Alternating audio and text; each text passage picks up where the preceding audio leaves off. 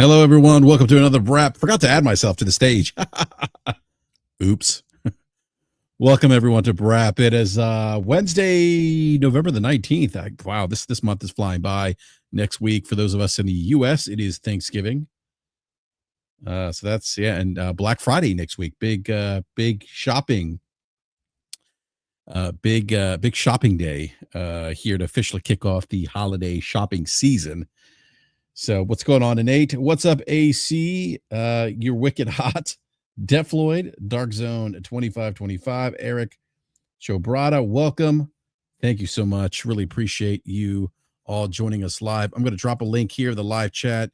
Do me a quick favor. Please retweet the link or share it on your other favorite social media platform. If you have multiple favorite social media platforms, please share it there as well. But yeah, got a lot to talk about. We did a quick show on Tuesday to discuss the Game Awards, 2025 Game Awards announcements of the announcement of the nominations for the different categories or nominees for the different categories. And I said on Tuesday we had some technical difficulties with the Game Awards show official website wasn't loading, and so that was unfortunate, but I think it's working today, or at least last time I checked before we went live, it was working. So fingers crossed that it continues to work. But yeah, we're gonna get a little bit of in-depth analysis, thoughts, predictions of the award show. Talk about potential snubs. That always seems to be a conversation this time of year as it relates to the award show. And we're gonna, excuse me, there's a big yawn there if you guys caught that. Work's been busy. Busy's good though. Busy's good. So I'm a little tired. Probably could use another cup of coffee, to be honest with you. But yeah, Logic will be joining us here. I think Slomo may make an appearance. Depends on his schedule. What's going on, Gamer Boy 83? Hopefully everyone in the live chat's doing great. Let me know what you guys are playing too in the live chat. What video games you guys are playing. I just wrapped up really one of my favorite games of the year, believe it or not.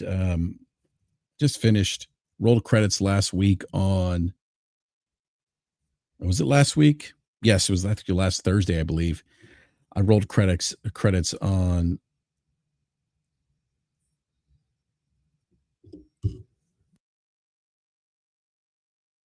oops, sorry there. Just had a technical issue. I wrote credits on Dispatch, which is a game by Ad Hoc. Very, I gotta say, a perfect palate cleanser coming off of Ghost of Yotei, and it's just if you like the Telltale games, this game is very Telltale-esque. Superb writing, voice acting. It is one of my favorite games this year. It was really, and I'm going to go back and play it again because I want to try different. I want to go back and try different dialogue choices and see how that affects the experience. But if you haven't played it, if you enjoy the Telltale games, it's a visual novel. But if you enjoy the Telltale games, I would imagine you will probably like Dispatch. What's up, Curse Kane? Here Down Under. Welcome. Here Down Under says, Nate, I'm going to buy a starter gaming PC for my son. Okay, cool.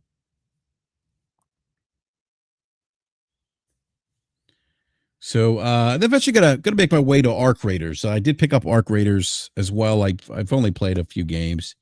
Going to give that a run this weekend. I'm trying to get some gaming in this week, but my schedule's been so crazy. Haven't had the time. But this Friday I'll be getting some gaming in, and I'm going to run some Arc Raiders, and hopefully get some Battlefield, the Battlefield Battle Royale, Red Sec. Hopefully get some hands-on time with that as well. I did see Major Nelson's Battle Royale win when he was in an Abrams tank, and somebody was charging his tank, and I don't know if he blasted him with the tank cannon or if it was the 50 cal, but it was it was actually a cool video. Yeah, the only I'm not sure of all the voice actors, Curse Kane, for Dispatch. I know Alana Pierce is one of the voice actors for one of the characters, but I don't know about the other ones.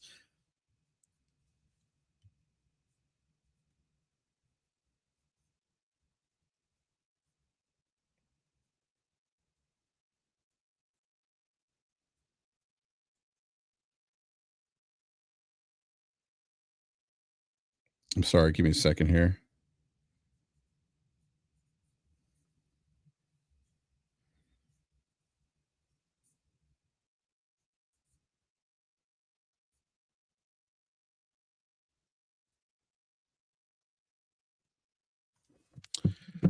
We'll grab the super chat here from the Gaming Ledger with the $5 Canadian says, what games do you guys think will debut or we will see more of at the Keeleys this year? My money is on that second Naughty Dog game. That's a great question. Um, I don't know. Yeah, I'd like to see Naughty Dog's next game.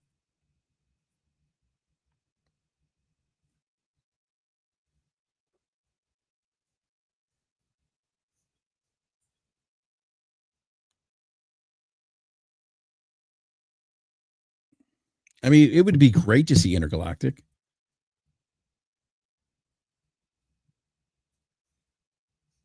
Roland Dex says, I'm hoping to see Larian announce their next game. Half-Life 3 will be the one last thing at the end. Maybe. I wonder if we'll get a Half-Life 3 announcement. That would be interesting.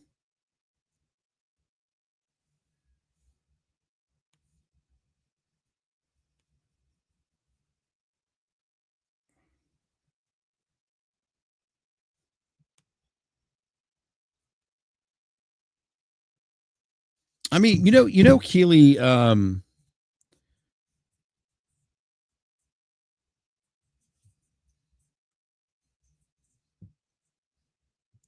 Keeley likes to announce, use the Game Awards as a platform to, advertise upcoming games, even debuts. But here down it says Horizon online game, God of War 2.5, or the 2.5, 2.5D game.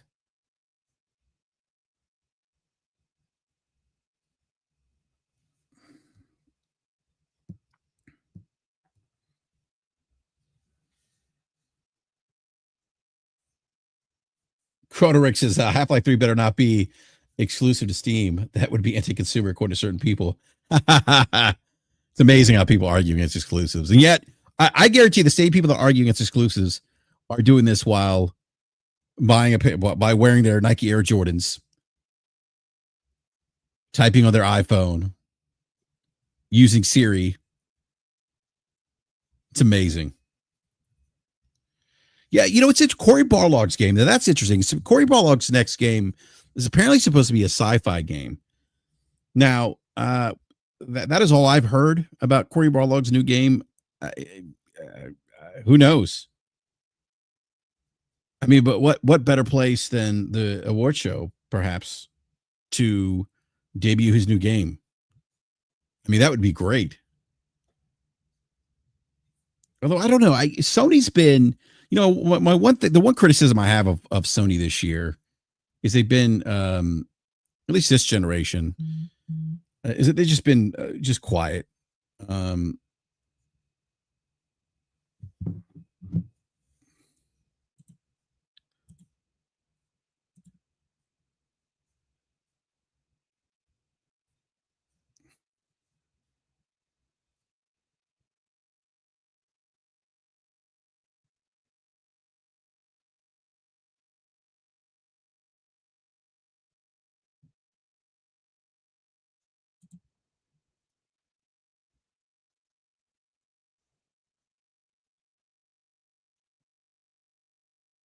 Oh, so Jason Schreier says it's not sci-fi. Okay. I had heard a while ago it was sci-fi. Maybe it isn't then. Maybe it's something else. God of War in space. Another old IP reimagined. I wonder what that would be. I wonder what Barlog would reimagine. Game Legend says it just came to me. They will announce a release date for Intergalactic. That would be fantastic.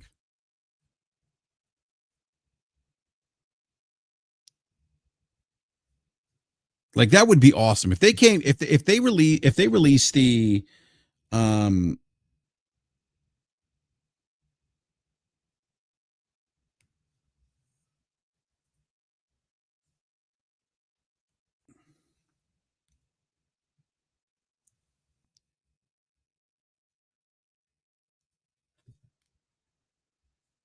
if they had the release date for Intergalactic, that would make me very happy. I'd be excited for that.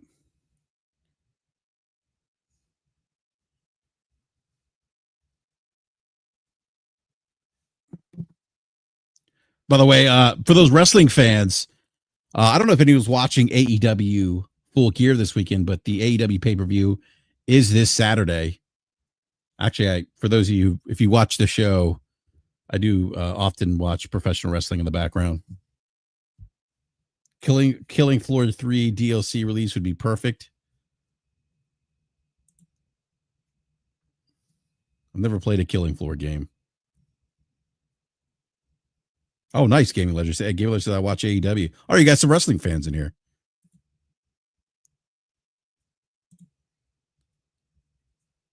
What's going on, Logic? Nothing much, man. How are you?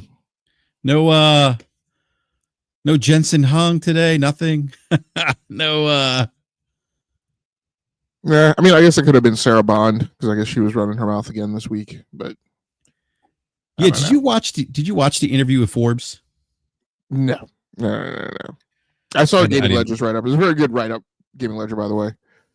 You're one of the people that makes me say I no longer need to do that stuff because there are now other people to do it. So, I didn't read his write up on the Sarah Bond. I think you did. You sent it to me. Oh, did I send it to you? I don't remember. Yeah.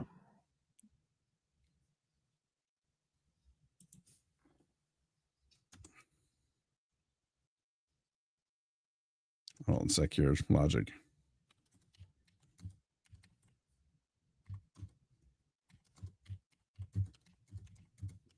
Yeah, and in the chat, if you guys can give me a mic check, I moved my MacBook Air upstairs to my upstairs office, which is usually the thing I have here monitoring the live stream, so I can't check my audio.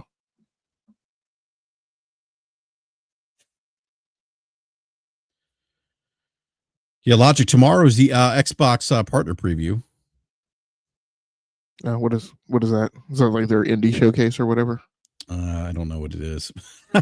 It's going to feature third party games that are heading to Xbox consoles, Xbox on PC, Xbox. Anything's an Xbox, so just wherever that's pretty much it. I'm not exactly sure these days what an Xbox is, but yeah, I don't think I need to pay attention to that. I think I can read the roll up somewhere. I don't expect anything shocking to come out of that event tomorrow. Yeah, it's just it's hard for me to get excited for Xbox announcements now because I don't know, because just the same way I don't get excited for EA announcements, I guess. Like, but I mean, EA doesn't even do a show anymore. I mean, there was a time where I used to think the EA shows were. I mean, actually, there was a chunk of years where I felt like the EA shows were the more exciting show to watch during like E3, and then definitely there were a number of years that I felt like the Ubisoft show was the best show to watch. Yeah, Ubisoft used to have some decent shows. Yeah, thanks a lot for the mic check out in the chat. I appreciate it. Yeah, I'm trying to pull up what the Gaming Ledger wrote because I didn't watch the video.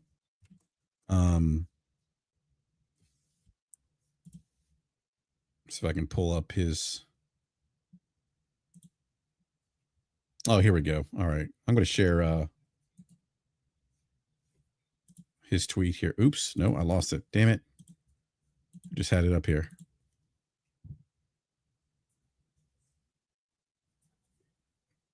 Yeah, and again, I didn't watch the video. I don't know. I just have to link for it in the private chat. Okay.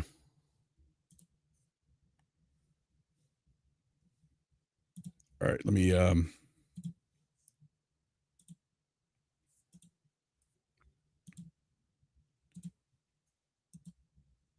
All right. So I have the tweet here from the Gaming Ledger. Again, I didn't watch the Sarah Bond interview. I don't know. I just didn't really care for it. I don't put much stock into what Xbox leadership says. I'm not trying to be overly negative, Logic. I don't care anymore. You know, I look at them as a third party publisher. And if they, have good games that they publish, release, I'll go play those games. But that's about it. I'm not, yeah. So, all right. Gaming Ledger says Sarah Bond was asked how Xbox continue to innovate without losing sight of what Xbox is. She appeared to be caught off guard, and her response sounded positive on the surface, but underneath exposed strategic confusion at the heart of Xbox today. According to Bond, Xbox's mission is making it easy for people to access and play their games.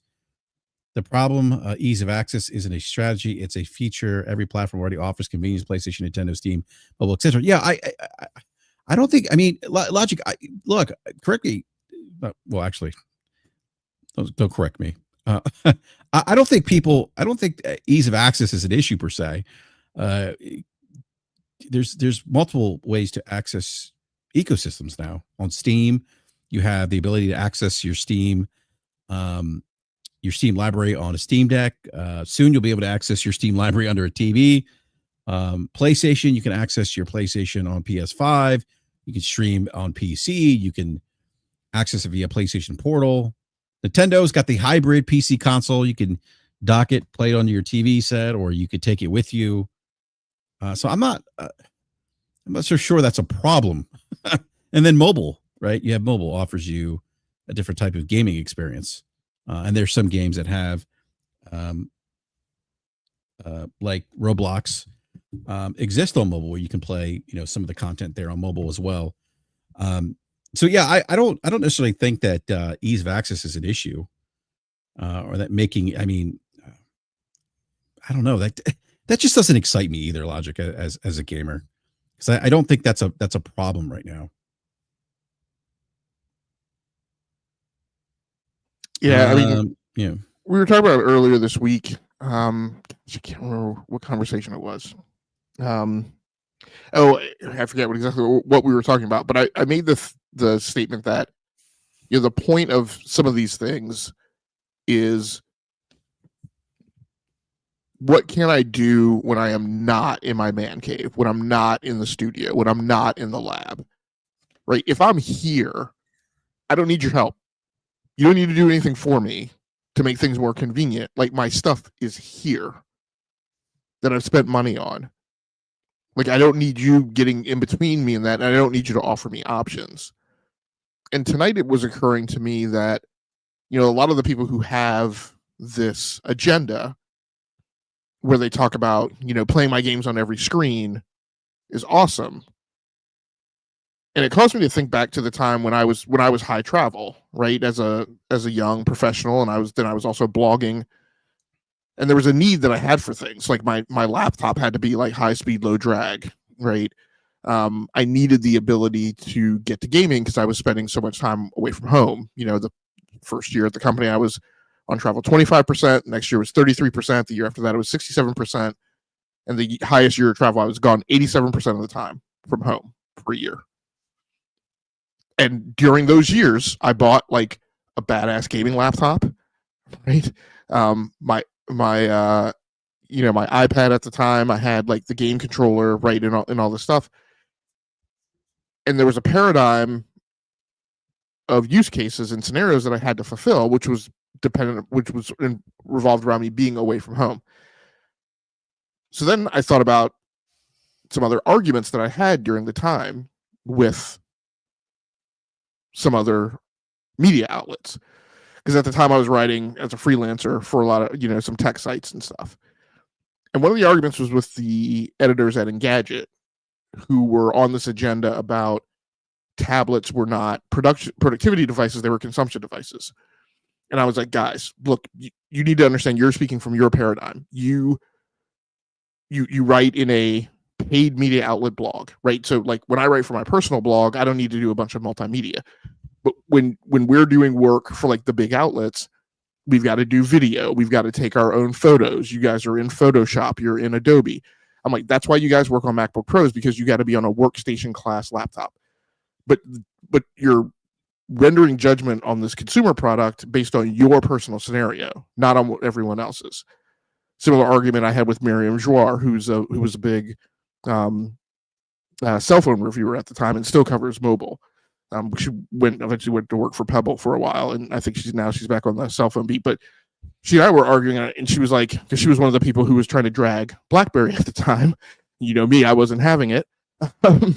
And she was like, there is no need for a BlackBerry. I was like, no, like that's your scenario. But like, there are a lot of workers where like, we just want to pull a phone out of our pocket and quickly get an email back through our company. We're not worried about like Spotify and streaming music and handling photos. Like we need a work class phone. My whole point of this is that this agenda about, you know, playing my games on every screen and blah, blah, blah. I'm like, that is for a certain type of lifestyle.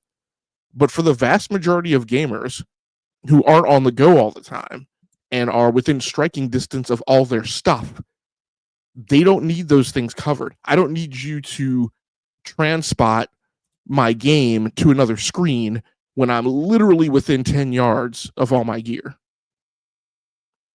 And that's what a lot of this dialogue is centered around. And I'm like, it doesn't make any sense. And B, this is why you guys aren't seeing the traction of it in the market that you predict there's going to be. Do you think they're banking on like our kids gaming on the go being the primary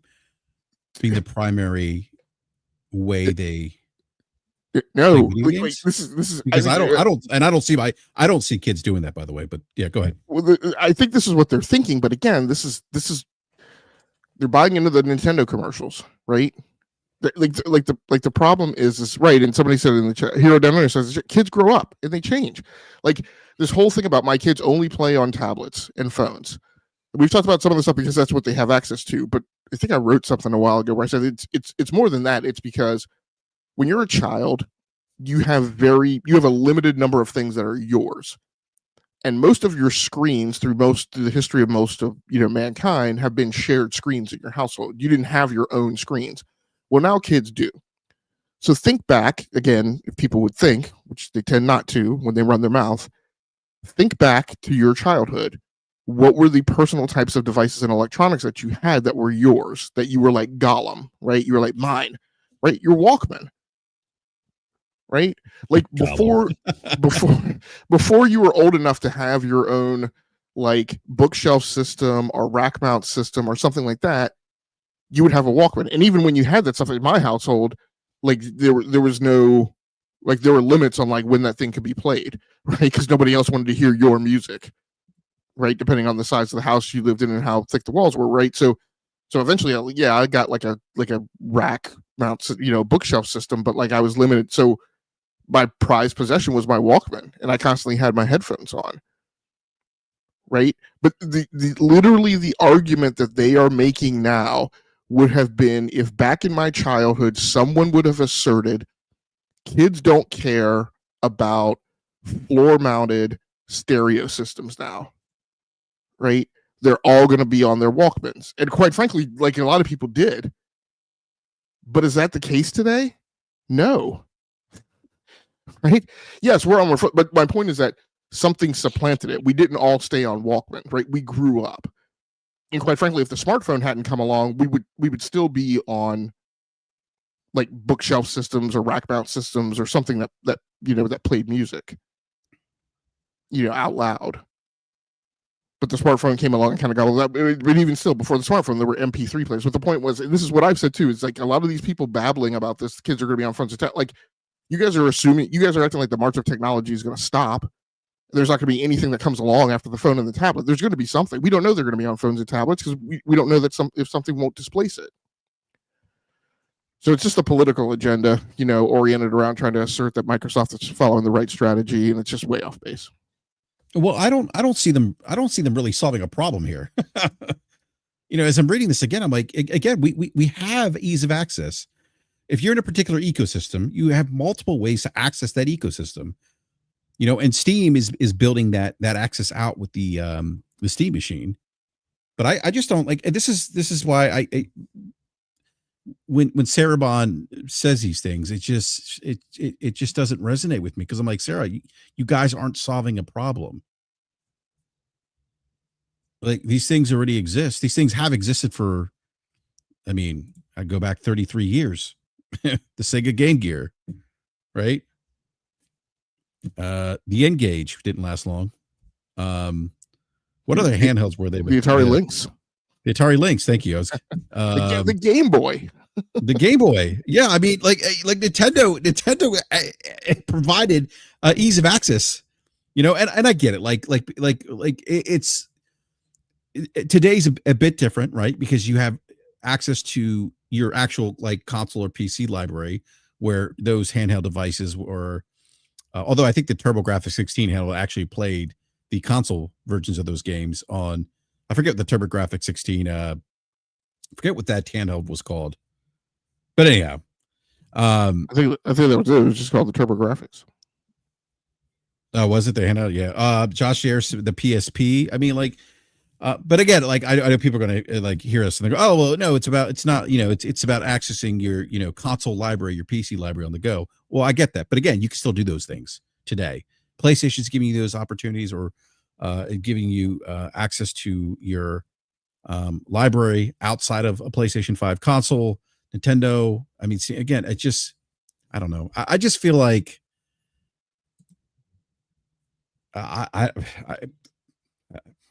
it just seems a bit tone deaf to me from Xbox. Let me finish reading gaming ledgers right up here. A platform wins by offering something unique, like something common to all.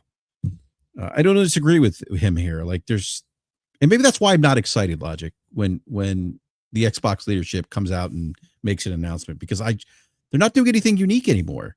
They're not going to have exclusive content, right? They're not going to create powerful hardware and then develop software that takes advantage of that powerful hardware, like they did with the original Xbox and like they did with the Xbox 360. Whether or not you like the Kinect, they develop software around that device too. But it just seems very generic, very bland. When Xbox's message is you can play anywhere on anything, the implication for gamers then becomes, so why buy an Xbox console? This framing uses language that unintentionally reinforces the idea that Xbox hardware is optional at 110%. I think that's part of why they've had issues selling hardware now. Bond points out characteristics such as play anywhere, cross-device ownership, buy once, play anywhere. I think, we talked about this. I think that's a tough sell to some. That's going to be a tough sell to some of the publishers that don't want to just sell you one thing and then have you access somewhere else. I think they want to, unless there's some way to, unless they can kind of. The only way I see that work is if it's done in a subscription model, where that's built into that subscription service as a feature. I could be wrong, but I just don't see publishers Logic giving away games for free, quote unquote free. Like, hey, you $70 and then we'll give you entitlement everywhere. I don't know how EA would feel about that, or Strauss Zelnick.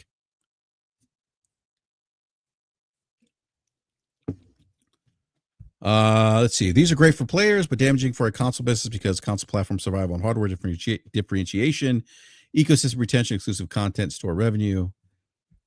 Gaming Ledger, I can tell you've been listening to our show. Those are things we've talked about.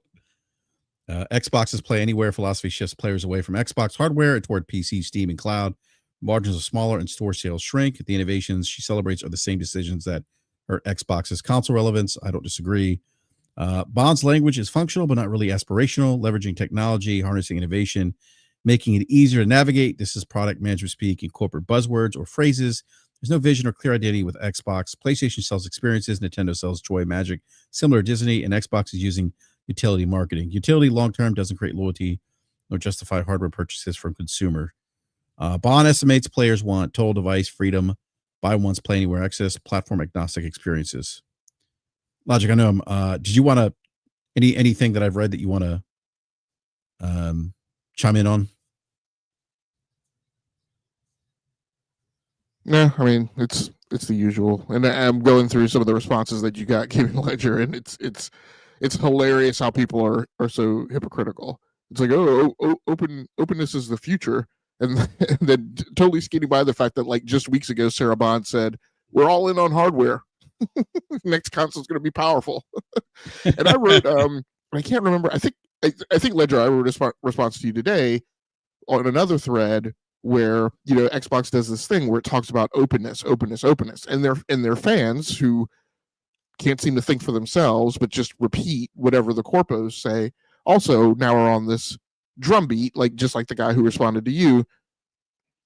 There's that's a lot of words just to ignore that an open ecosystem is the future.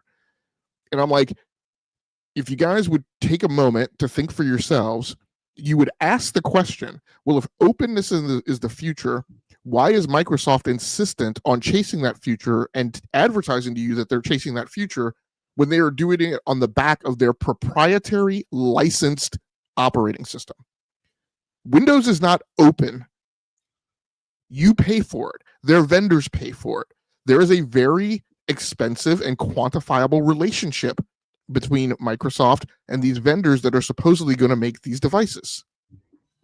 There is an incestuous in bed with relationship because it's more than symbiotic. Those vendors are tied at the hip. Microsoft can't survive without them. They can't survive without Microsoft. But you pay for that. That is not an open ecosystem. Quite frankly, as a person who lives in software, referring to Windows as an open ecosystem is actually insulting. It is absolutely not. And quite frankly, when you work in the business, you get beat up by clients when you talk to them about bringing them something that is based on Windows when they do ask for openness. And many clients do specify openness, right, as a requirement. Openness means not Windows. So Microsoft, is waving this flag. Logic, they also openness. Yeah, go ahead. Real quick, I don't buy the idea of openness when they paywall aspects of their own ecosystem. That's not openness. Well, that was part of my response to Ledger today. I'm like, it's supposedly they're chasing openness, but they're doing it on the back of Windows, where they require things like secure boot and a TPM 2.0 to be able to play Call of Duty, where they check the certification of your Windows license key, where they insist that you log into your Microsoft account, where even when you have had Windows 11 installed for 5 years, they will still nag you about Microsoft Edge, BitLocker, and OneDrive as if you just installed the operating system. These are not the tenets of openness. Linux is an open ecosystem, and that is what Steam is providing. So if you're running around here trying to purport that Microsoft has it right and they're going after the right thing and doing things the right way, you are either willfully ignorant or just vastly hypocritical, because that's not what they're doing. They're not following the tenets of Linux, which is really where openness exists, and it was what Steam is providing. And I've also said, if Microsoft was really genuine about chasing openness, but also making things convenient, because this is another hypocritical statement, if they were really talking about making things convenient and getting things to the most people, they would be doing it on Android, because Android is actually a more widely distributed operating system now than Windows is, and has been since 2019. But they won't do that because they want to funnel you through Windows. Right. Because they're doing what's beneficial to them, as all businesses will do. It's not beneficial to you, it's beneficial to them. Which further reinforces your original point that it's not openness. Right. That's the part people don't get. Yeah. Which is why I have a problem with their marketing and PR, because they are literally being disingenuous and telling you untruths and getting you to believe it. And we have a lot of content creators and a lot of supporters who run around and wave those banners, further spreading that stuff when it's actually not true. And quite frankly, just encouraging people to not think for themselves. Well, I mean, that's yeah, that's And yeah. and people will say, oh, well, it's just no. I have said the exact same thing about Apple. For anybody who has spent 5 seconds listening to me, Apple runs around and touts this thing that they're the privacy company, they're a security company. I'm like, no, they're not. The only difference is that they want to monetize your data, and they don't want to share that and the profits from that with other people. They put it under this vise of, oh, we're looking out for you. No, they're looking out for themselves, because they're like, look, if anybody's going to profit from this data, it's going to be us. It's not going to be other people that we share it with. Right. So again, people need to, think for themselves and not just by the corporate speak.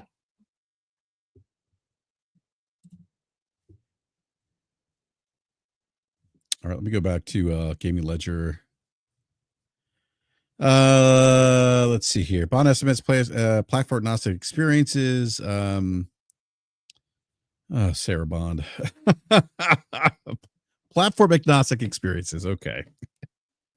But market data shows the opposite. PlayStation retains 9% of its users inside its closed ecosystem.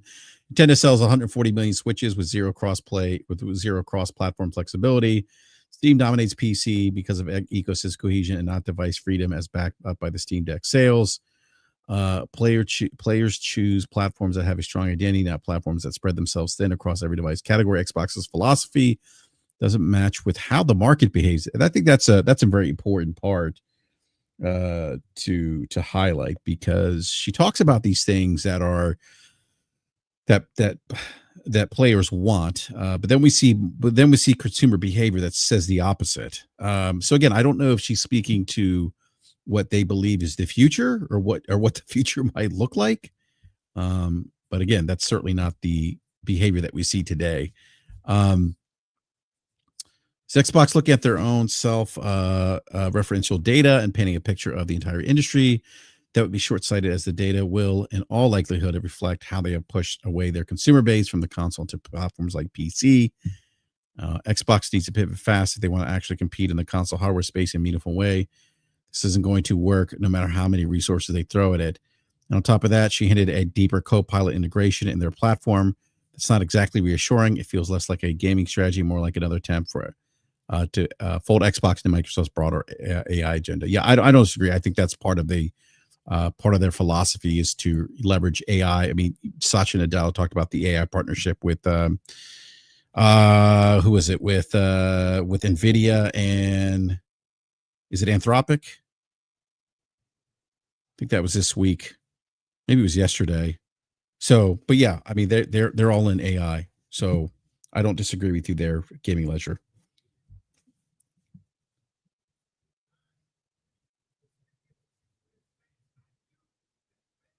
Logic, any thoughts on Game Ledger's post here? Any additional thoughts? I didn't read the comments, the responses to his post, but I'm sure they were interesting. Yeah, I think Twitter's down again. Twitter's down? Yeah, I don't know. What? Try hit refresh. See if yours comes back. See if Mine's up.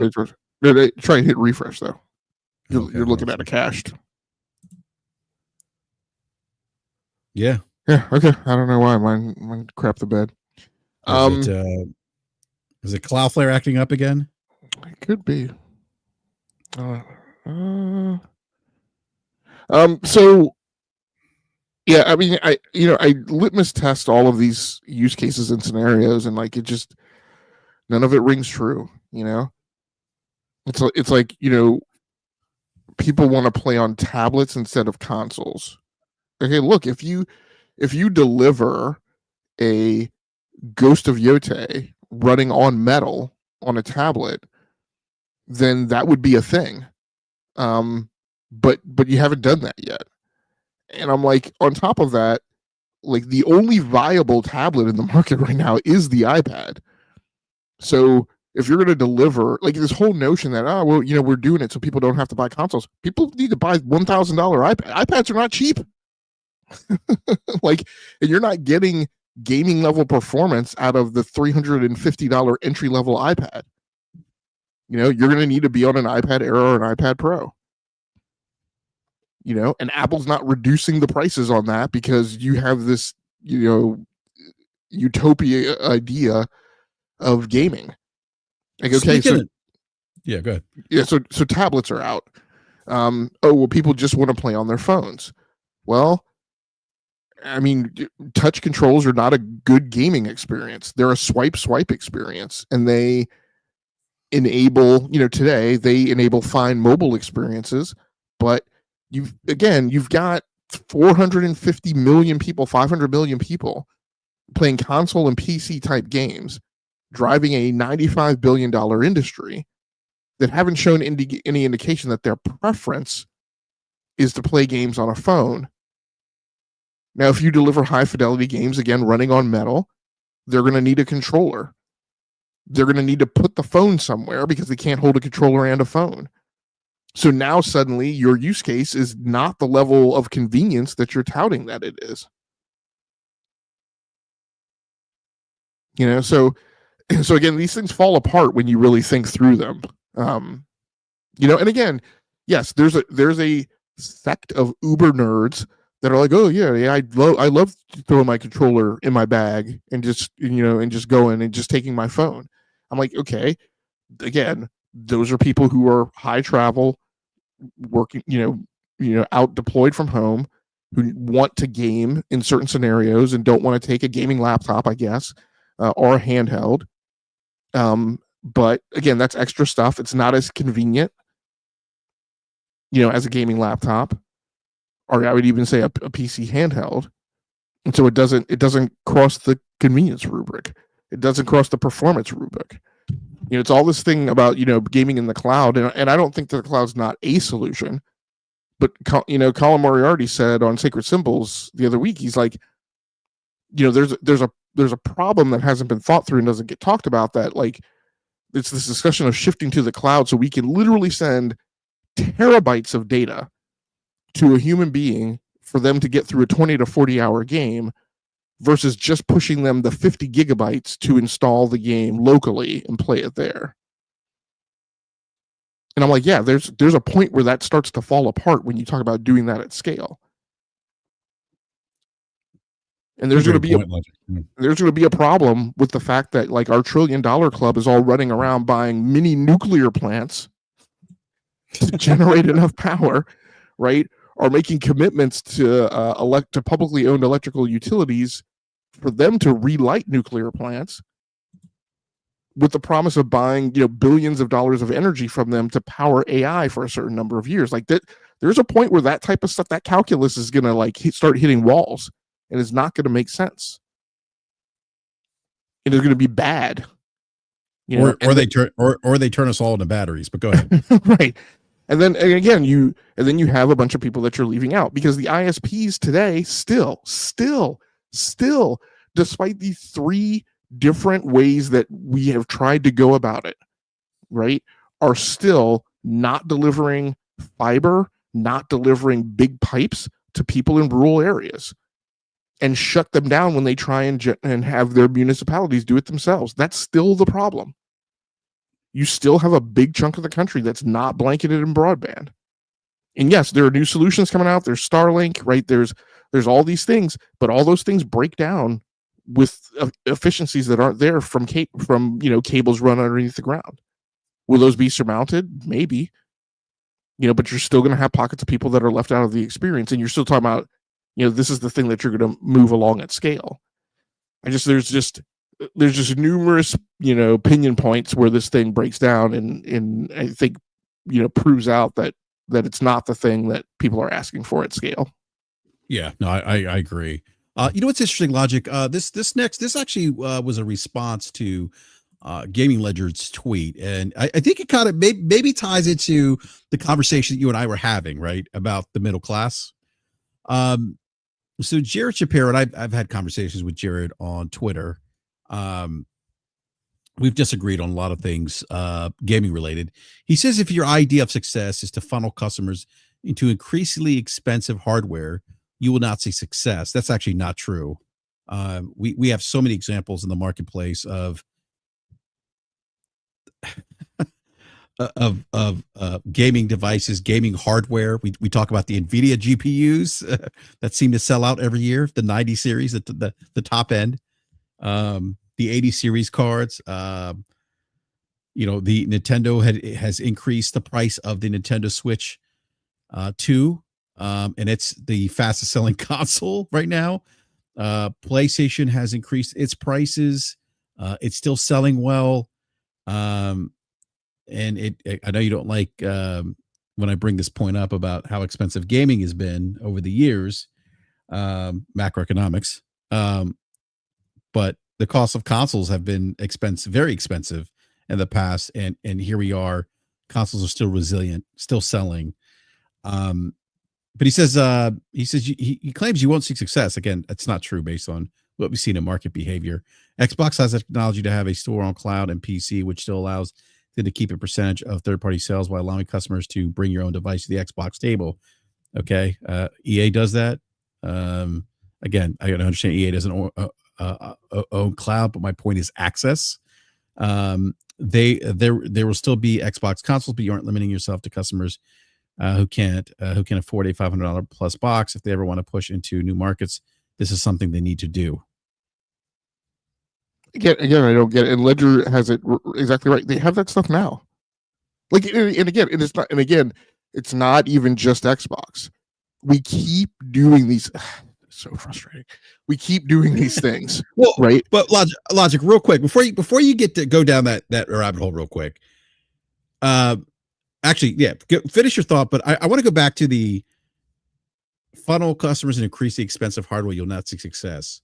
Because I want to get your thoughts on that. Because I wonder if that kind of ties into what we talked about earlier this week about the middle class. Yeah, and I put the link to that tweet in the private chat. Okay. But he's saying, you aren't limiting yourself to customers who can afford a $500 box. Customers can get to gaming now. Did a Thanos snap happen while freaking Stadia was around? And I was just a person who didn't get blipped.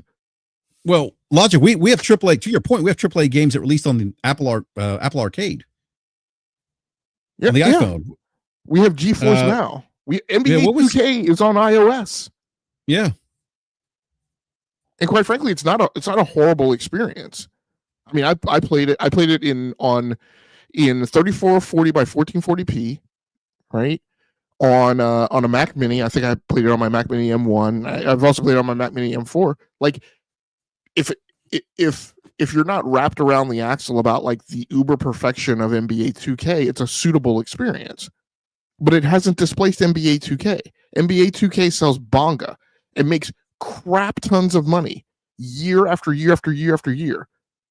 Is one of the titles that Strauss refuses to put in Game Pass. Because he's like, what, are you crazy? We literally, if you're wondering why it's fine for GTA 6, I mean, one of the reasons why it's fine for GTA 6 to be delayed into next year and then into holiday next year, NBA 2K is one of them. That thing hasn't broken stride because it's on iOS, because tons of people aren't playing it over there. Because the console and the PC version still sells bonga. And by the way, the Death Stranding, and because we talked about this probably about a year ago, Death Stranding and the Resident Evil, Assassin's Creed games that were on iOS did not sell well. Right. They came to the phone and nobody cared. And now everybody supposes, oh, well, that's just because it was only on the iPhone. I'm like, guys, ray tracing has been available on Android phones since 2021 or 22. Again, FSR is a joint technology venture between Qualcomm, Samsung, and what am I not remembering now? And AMD. So that technology is available in other places. Apple was the only company big enough to pony up dollars to incentivize Capcom and Ubisoft to put their games on mobile, and that failed. So what is your prediction that gaming companies who by your own guys' admission, who are touting this agenda, are strapped and challenged right now? Why in the world would you think they would be encouraged to make the investment to put more AAA games on phones?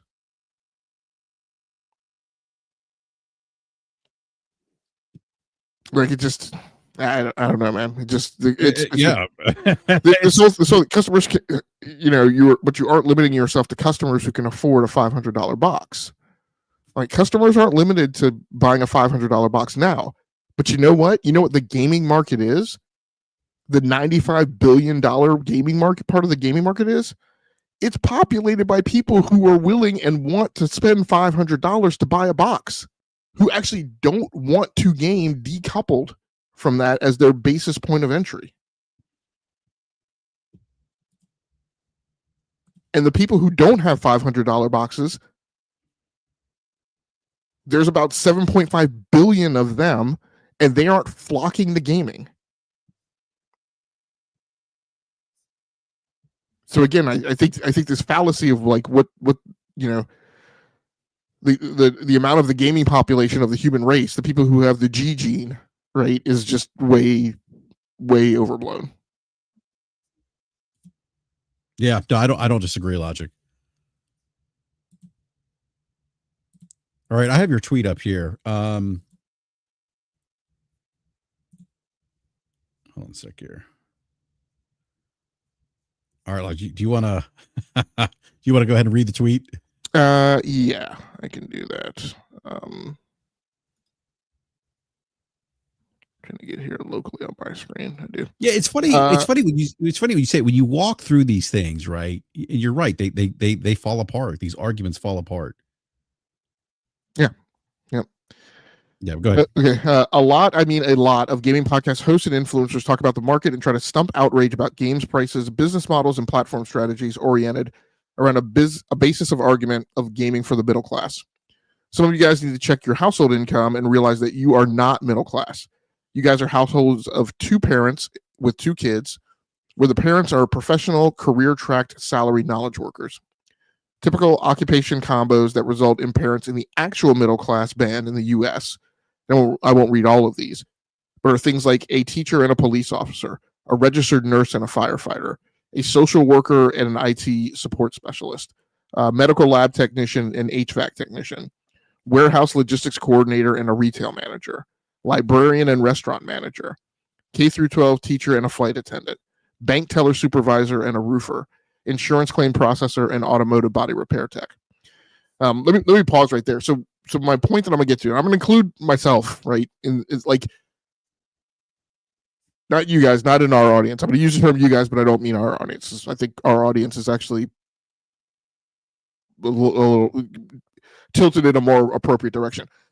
A lot of you guys who run around to, in particular, Xbox podcasts every week, like multiple nights of the week, right? But admittedly, you run around to other podcasts as well, like throwing.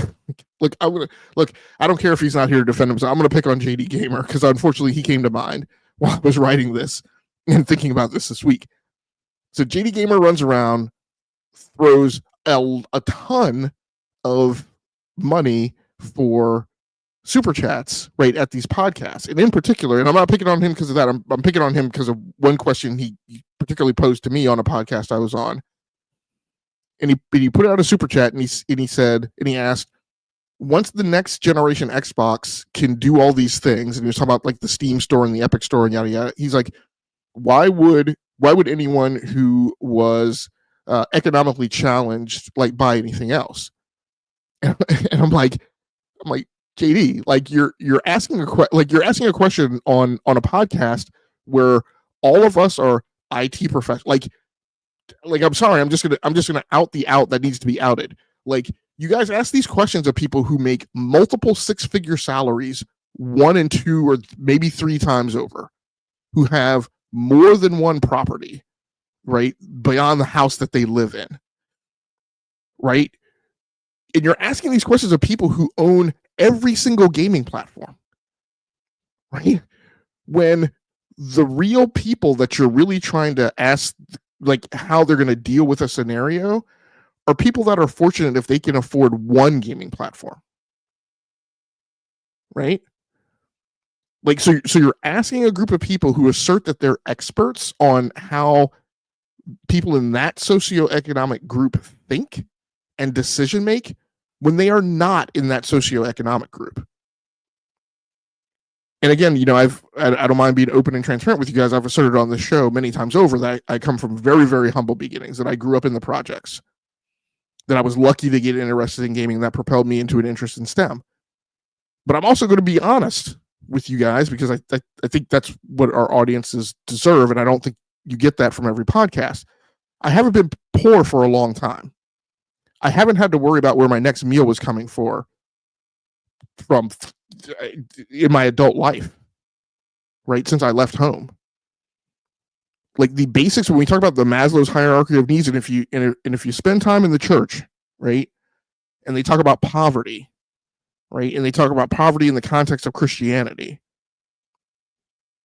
and you have a forum of Bible school, right, and adult Christian education that talks about, you know, Maslow's hierarchy of needs and basic things that the needy need.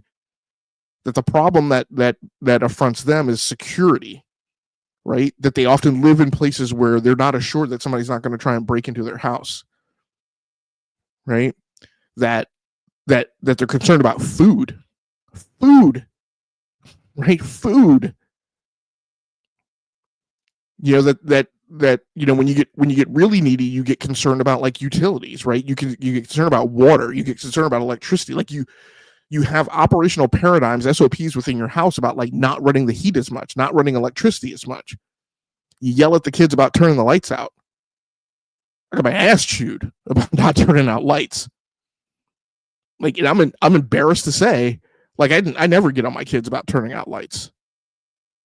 Like, it's just not something like so my point is that we have this whole cottage media industry around influencers who like, when you think about it, like literally own $2,000 up of gaming equipment, right? Trying to preach to people what the gaming industry needs to be like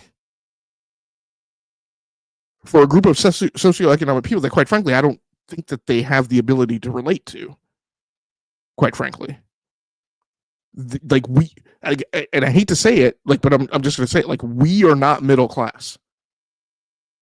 And I will admit my own intellectual fallacy in this. I grew up and just kind of thought of people who lived in the suburbs as like middle class. Like, I don't live in a mansion, so I must be. No, you're not middle class. You don't fit that definition in America anymore. And I apologize for you guys who live in other countries, because I don't know what your situation is. But like we had this problem. Part of this problem really started blowing up during the pandemic too. And this is when I started asserting that we're in a rich session and not in a recession. Because during the pandemic, the people who got hurt economically were people who needed to physically be at work. People who were in, hotel industries, in hospitality. People who needed to get into homes to do work. So, you know, people who were HVAC technicians, people who were plumbers, those people got hurt. But I think plumbers didn't get hurt as much because, like, when you got leaking water, you got to get that shit fixed. Like, that's not optional, right? So, like, but we definitely had people in occupations who suffered. I'm going to tell you right now, like, knowledge workers, you did not suffer, and in fact, you probably made out better, because salaries during that time period actually went up. The seek for talent went wider, and you were able to work remotely in fields even like cybersecurity, which is kind of historically always mandated that you be physically present, right, wherever the network is located. Admittedly, a lot of those things didn't make sense. I, in my old Cold War mind, have even had to learn and conform. But like, those people made out better. Those were the people spending crap tons of money in the gaming industry. Those were the people who drove the overheat. You know? So while these will have some variances based on region, point is, let's stop having the hosts and influencers that are IT professionals, investment advisors, lawyers, engineers, who own more properties than the house they live in, and who own every gaming platform, including a gaming PC that has a huge GPU that by itself costs twice the price of a console. Assert authority and credibility based on advocacy for the middle class and working class. The rich, the double percenters, and single percenters are doing this to pander and not actually look out for your wants. And I think this is like, so That is an is. I'm not even going to have that argument with anybody. Look at your podcasters and influencers. Most of them are not actually middle class. Because I think if you're middle class, I don't know that you're going out and buying stuff from Elgato and an audio mixer and an XLR microphone, right, to be on a podcast. Some of them are, but a lot of them are not. So this, to me, is actually one of the bigger important things. We need to start looking at who the gaming industry is really targeting based on where the money is coming from. These are uncomfortable conversations because they are underpinned by Piscatella's comments on delayed input and correlates with what I've been saying for years, that we have been in a rich session for most of the pandemic and post-pandemic. But the politicking will continue for people stumping based on who they really are not and making predictions based on a perspective that they really do not have and cannot grasp. So my big point there is that some of us have said, and I haven't gone super hard in the paint about the notion that gaming is expensive and gaming is for the rich. I think this is why I don't have a problem with the business models of Game Pass. And quite frankly, I don't have a problem with the business models of Xbox All Access. I wouldn't recommend it. I would never recommend for somebody to spend their money that way.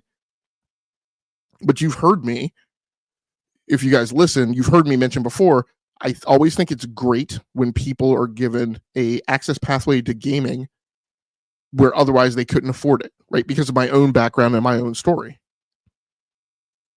Right. So I'm never going to, some of these kids will get exposed to gaming and will go off and become great engineers, work for flipping NASA, become rocket scientists. And I think that that's awesome.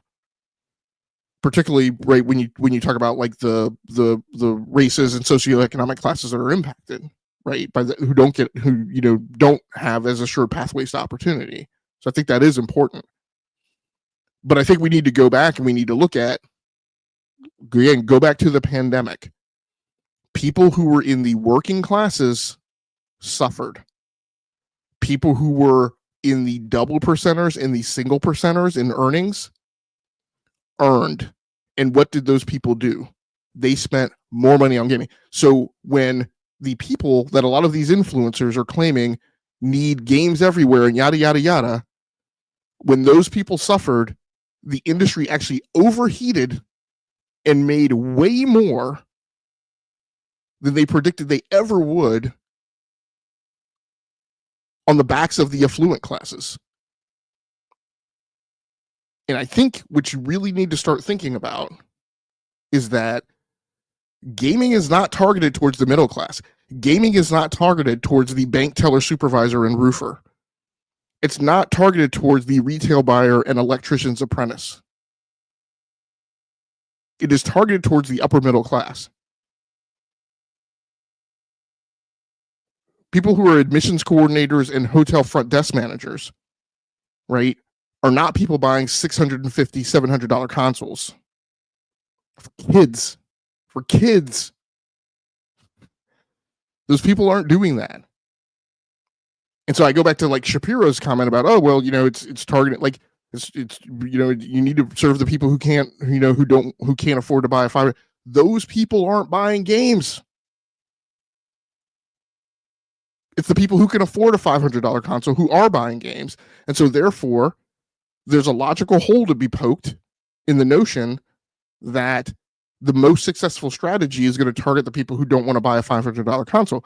I'm not going to say that's going to last forever.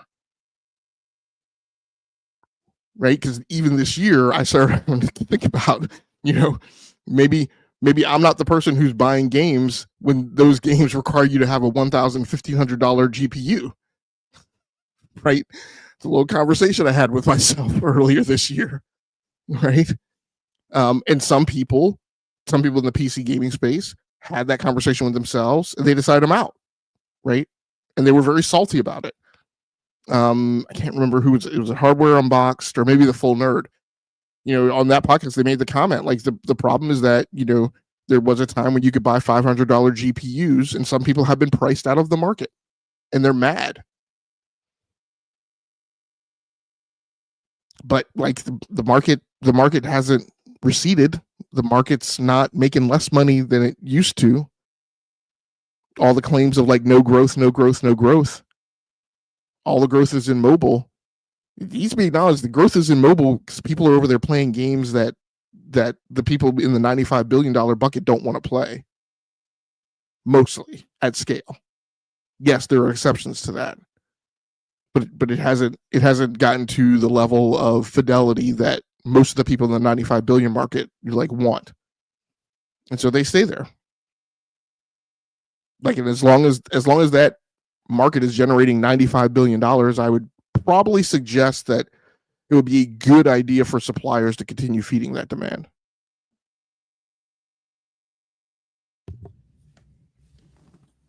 I mean, I've always argued, Logic, that gaming, console gaming, is an expensive hobby. I mean, it always has been for the 40 or so years that I've been playing video games. You know, but those are great points, Logic. I think it's I think it's something we don't think about or discuss enough. And it's interesting to talk about the pandemic and kind of that boom period from the pandemic. And even Piscatella, I think recently he was on Kyle Bossman's show, talked about um the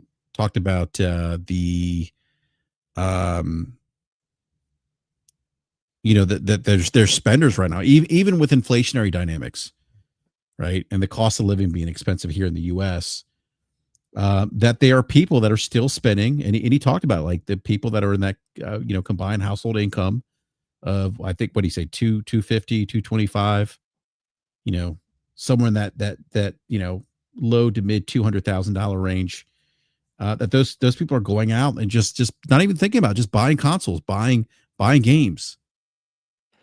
Can I go ahead and grab JD's super chat? Yeah, let me pull it up here. So JD says, "Hey, Game Logic, please don't misrepresent the things I say or meaning behind them, just like you in the past have. I'll do it now. You, Logic, don't know my story, so please don't make assumptions." So my comment, JD, wasn't based on an assumption of your background. What I said, which it's kind of funny that you're asking me not to misinterpret your statements when you're misinterpreting mine.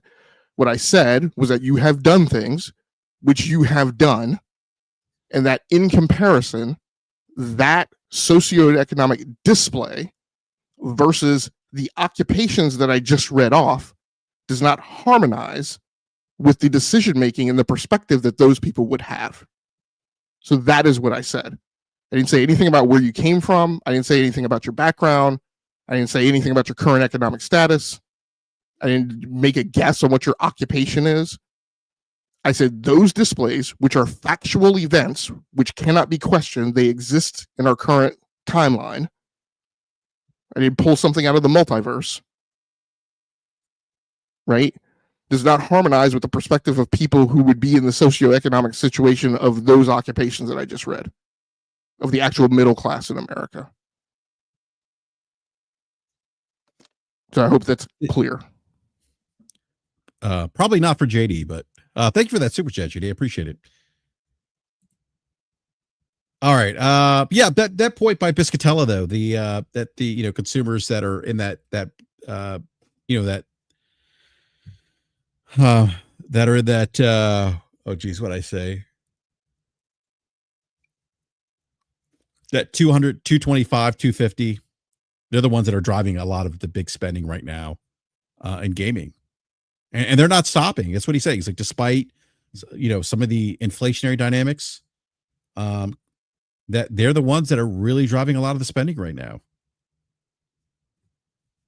Yeah, and I mean that's things I pointed to before. What I've said, like, look at history. Look at every time there's a $10 incremental price jump to games, right, to the stock baseline skew of games, right, when it went from 40 to 50, 50 to 60, and 60 to 70. And even now we're right, there's been this toying with the $80, right? Like we complain and the volume is loud. It's even louder now that there's social media. But when you look back at the historical trend, like, demand hasn't skipped a beat. In fact, it's continued to grow despite the price increase. Yeah, I'll never forget. I spent over $4,000, I think, in a month on gaming related purchases. Like, it's funny, like, as you're reading that list, we were having this conversation, Logic, because I like you thought, oh, I'm middle class, I live, suburbs, whatever. And then I thought back, wait a minute, I actually spent that much money in a month, same month, gaming related purchases, PC, and I bought a 65-inch TV for gaming that I primarily use for gaming, my OLED. And I don't say that to brag. I just say that to kind of drive home a point. But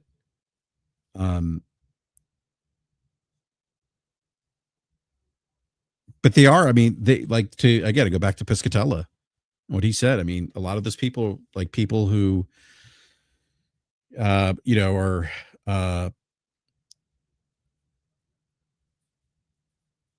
who not what we would call middle class, are the ones that are driving a lot of the sale. I'm so sorry. I'm a little distracted. I'm looking at the chat, keeping an eye on it because I want to make sure that nothing crazy pops off as we had a JD sighting. But no, but again, I think Piscatella's right. I think he's spot on. That's my point. Yeah, and I think what that conversation goes to is that there are a lot of claims that get asserted that people in that socioeconomic status, right, that I rattled off, that first of all, that those are the people that they're selling consoles to now, right? This whole notion of like they keep selling consoles to the same people, that those are the people who are spending 40% of their time, right, in black hole games. Like, and I think, and again, it's always the nuance, right, that people try and squeegee out. There's a chance that some of them are participating in the market, absolutely, and there's a good chance that some of them are also playing, like, part of the demographic that's spending 40% of their time in black hole games. Where it starts to lose traction and where it wouldn't make sense to me is to assume that that demographic of people are the ones driving billions of dollars of revenue, right, in those free-to-play games. I don't know that they would be spending that much. I think that the 2%ers and the 1%, like the 2-digit percenters and the 1%ers, the whales are the people spending, right, the billions of dollars. The slow-mos who have to have every skin, right, in Call of Duty. The BRAPs who have to have all the Marvel superhero skins in Call of Duty. Right? Me who's buying VIP car packs, right, in Forza and every other racing game. Or certain PC consumers who have multiple gaming stations. Well, let's not get into that. And swap out GPUs like their shoes. Yeah. So look, a few things that I know people are going to run around and misconstrue. I'm not saying every gamer's like I am. I know that I spend more, right, on gaming than probably most people do. But what I am saying is that I don't think it's these people in these occupational classes that are driving, like, the bulk of the billions of dollars of revenue that the PC and console gaming industry is making. And therefore, I don't know that it makes sense or that it tracks that all the decisions that people are purporting these companies need to make are being made, right, with this demographic as the central target. I think those gaming companies are targeting the 2-digit percenters and the 1%ers because I think that's where they think most of their money is coming from. Well, that is where a lot of the money's coming from. I think I got to go back to listen to the Bossman interview with Piscatella, but I believe I could be wrong. Could I go back and listen to it again? I believe Piscatella was actually hinting at that as well, or maybe had mentioned that. Yeah.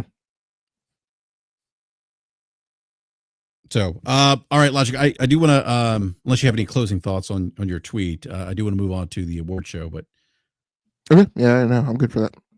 All right. All right. Let's hope this actually works now, because it didn't work the other day.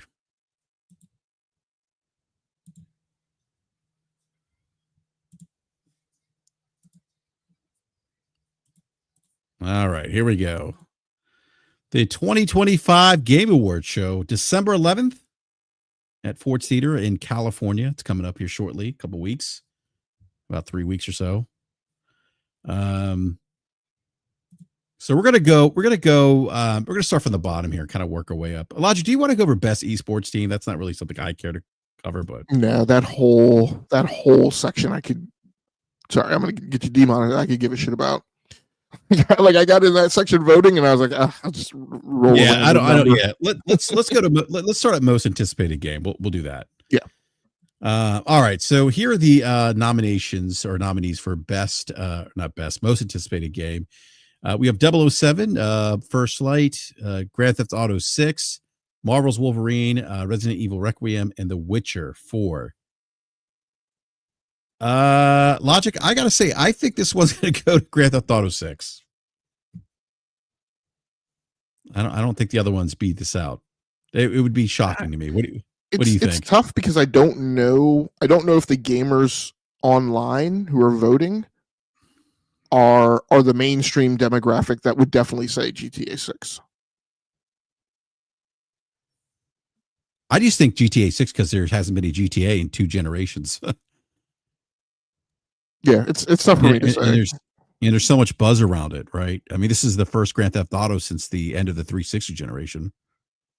Yeah, but I feel like the buzz from, again, the people who are going to be voting on this is not about them playing it, but is about the fact that they know most of mainstream America is going to play it.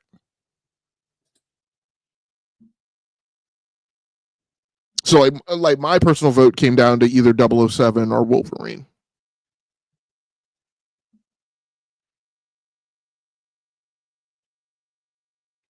Yeah, I think Grand Theft Auto. Chad Stud saying GTA 6 won it last year. So could I could Chad, I could see it winning back-to-back years, probably a first in Game Awards show history. Yeah, I mean, based on Chad Stud saying it won last year, yeah, I'd go with it.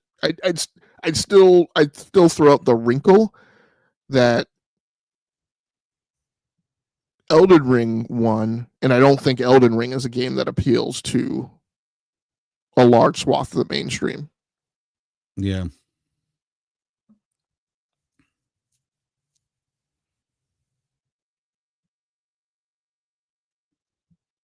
All right. Next is best adaptation. We have a Minecraft movie, which I've seen like 5 times with my kids. I haven't seen Devil May Cry. I've been meaning to watch Splinter Cell Death Watch. I haven't seen that. Obviously, I've watched The Last of Us season 2 and haven't seen Until Dawn. I don't know, Logic. I don't. I just voted for Tlu 2. I haven't watched. Yeah. I haven't watched Tlu 2 either, but that was the most significant one in my mind. Yeah, I don't know. I think maybe Minecraft takes it, but I could see Tlu 2 winning this one. I thought season 2 of I thought The Last of Us season 2 was actually pretty good. I know that others had mixed feelings about it, but I actually enjoyed it. There's a certain scene in that in season 2 that just hit different, even though I knew it was coming. Gotcha. Hey, you got a super chat? Yeah. Let me $5 super chat. J Hart Rick or RIC. 2% of free to play players spend any money, and then only about 1% of those players are whales, paying most of the dollars. All right, thank you for that super chat. That 1% would be slow mo.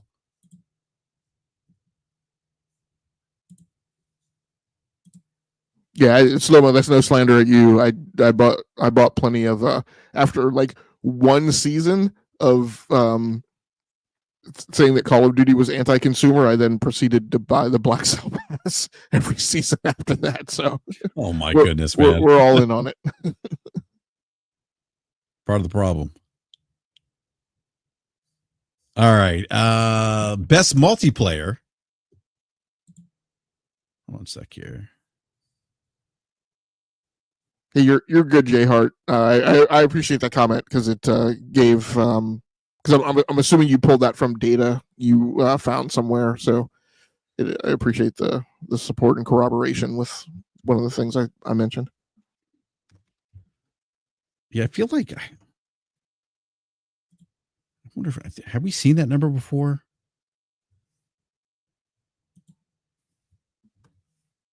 I'm sure it's come up somewhere. Yeah. All right. All right. Best multiplayer. This is for outstanding multiplayer gameplay, design, including co-op and massive multiplayer experiences, irrespective of game genre or platform. Arc Raiders, which has garnered a lot of positive reviews, seems to be pretty popular right now. I've played I played a very small sample of Arc Raiders. Battlefield 6, which seems to be doing very well according to EA. Elden Ring, Night Ring, which I have not played, although I did beat Elden Ring. Peak, which I haven't played, and Split Fiction, Hazelight Studios. I don't know, Logic. This is a tough one. Like I could see Arc Raiders or Split Fiction winning this one. So are you guessing? Are you guessing at what's going to win, or are you talking about your own vote? I'm just saying. I'm guessing what's going to win. I for this one I would vote for. I mean, I haven't played. I mean, I played a little bit of Battlefield 6. Haven't played Split Fiction. I haven't played Elden Ring, Night Rain. I would if I'm voting, it's good. I'm going to vote for Arc Raiders. Yeah, that's what I voted for. It's tough. Like, so me personally, and I'm just talking about me personally. I am actually look and I completely believe that Hazelight Studios should get accolades. I'm not a super fan, and I readily admit it's a very pedantic perspective. I'm not a super fan of co-op games being in the multiplayer category. To me, means PvP. To highlight the dumb comment from Shroud and whoever he was playing with that, that they didn't want Expedition 33 to win because multiplayer games never get selected. I'm not having that argument. I'm saying solely for the topic of multiplayer. I'm not a super huge fan of co-op games, of them being lumped in the same category. And then Split Fiction and everything that studio has done before is kind of weird because it's not traditional co-op where like you can play the game by yourself or you're right, you can co-op with somebody. Like these are literally games you can't play unless they're co-op. So it's just kind of a weird thing to me. All right. Let's go to this best sports racing, best traditional, non-traditional sports and racing game. We have EA Sports FC 26, F1 25, Mario Kart World, Rematch, and Sonic Racing Cross Worlds. Logic, this will be your area of expertise here. No, of course I voted for F1 25. I'm not surprised. Although I do believe FC 26 is really good this year, and actually I'm very happy that the version that's on Nintendo Switch is not is not the turd, right, that it's been in the Switch 1 generation. I know that Rematch was popular. I believe from what I've seen and heard, and I haven't looked at numbers, so I could be wrong from a quantification perspective. I think Rematch had its time in the sun in that it's quickly like dropped out of the highlight. So but who's gonna like I couldn't tell you how people are gonna vote. You would think Mario Kart World would win based on how well it's sold and how well the Switch 2 has sold in that. What was its attach rate? Something like 92%? I think so. Yeah, it's pretty high. Yeah. I mean, my bet, I don't have a race in this horse, but this race, but I would probably go with Mario Kart World. Okay. You hate the fact that you look. We're not going to unpack that now, but we are going to have a conversation about the fact that you voted for Mario Kart.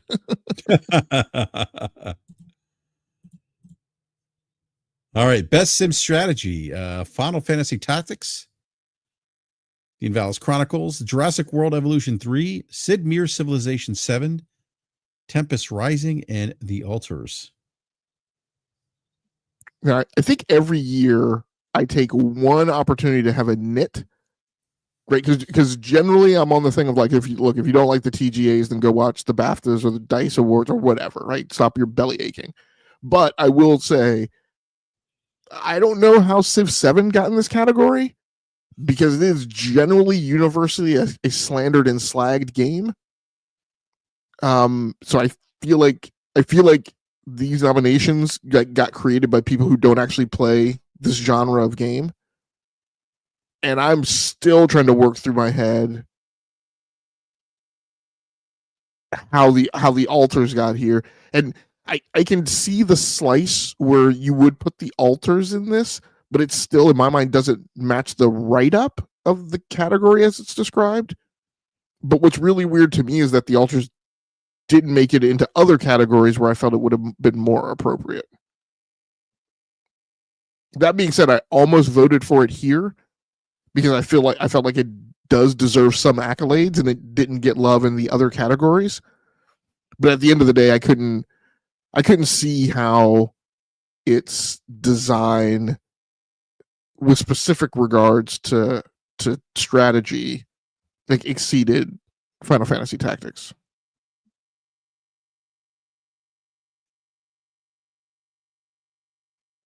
Yeah, I don't have a vote on this one. Not a particular genre that I play at all. All right, best family: Donkey Kong Bonanza, Lego Party, Lego Voyagers, Mario Kart World, Sonic Racing Cross Worlds. All right, Logic, which ones you vote for here, and which one do you think is going to win?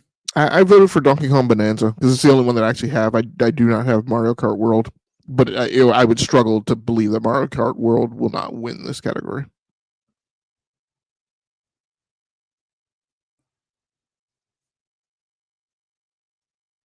Yeah, I think Mario Kart World's probably going to win too.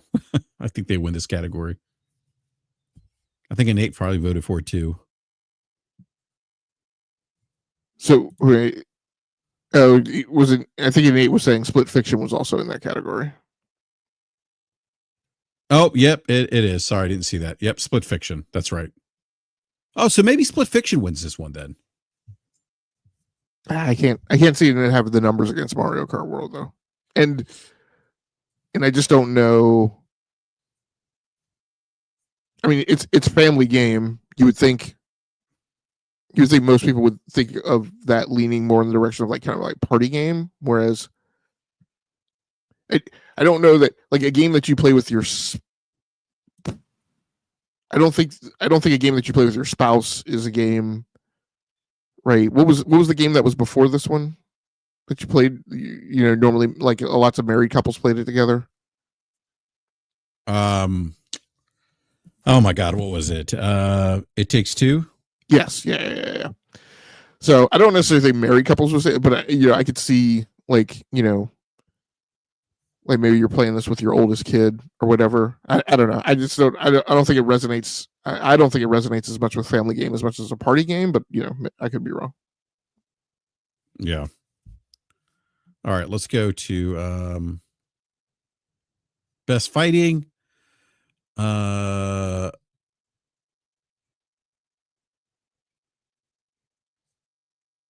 see here.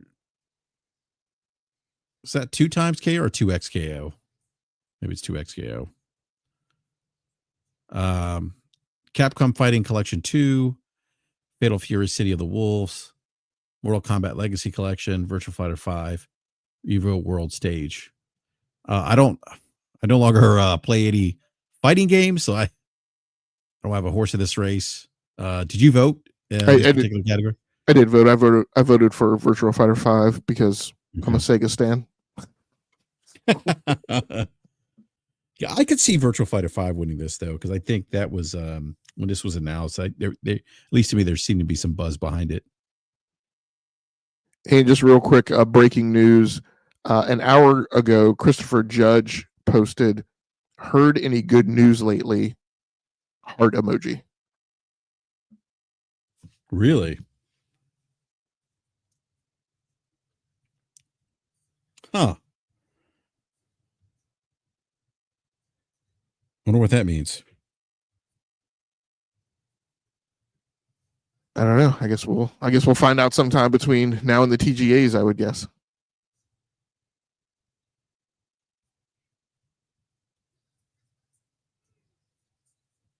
Maybe it means he didn't get Kratos, but he will have a cameo in the God of War TV show. What is that? Is that on Amazon? I don't know. Maybe there's a new God of War game coming out.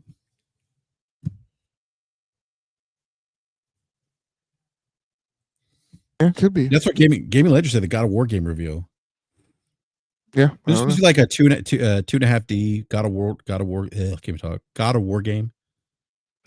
Yeah, I forget what studio was working on that. I can't remember. That one didn't get canceled. I thought it did. I don't remember, to be honest with you. Yeah, I know there was a God of War live service game underway, and that got canceled. And I can't remember if this 2.5D thing or 2D thing gets caught up in that room, in that, dialogue. But yeah, I don't know. We'll see. All right. Next category is Best RPG. Avowed by Obsidian, Claire Obscura Expedition 33, Kingdom Come Deliverance 2, Monster Hunter Wilds, and The Outer Worlds 2. Look at Obsidian with 2 games. I mean, what a year Obsidian's had. By far, Microsoft's best acquisition. Probably their best studio. But all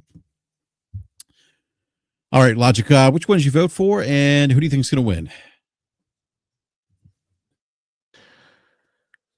So I voted for Avowed.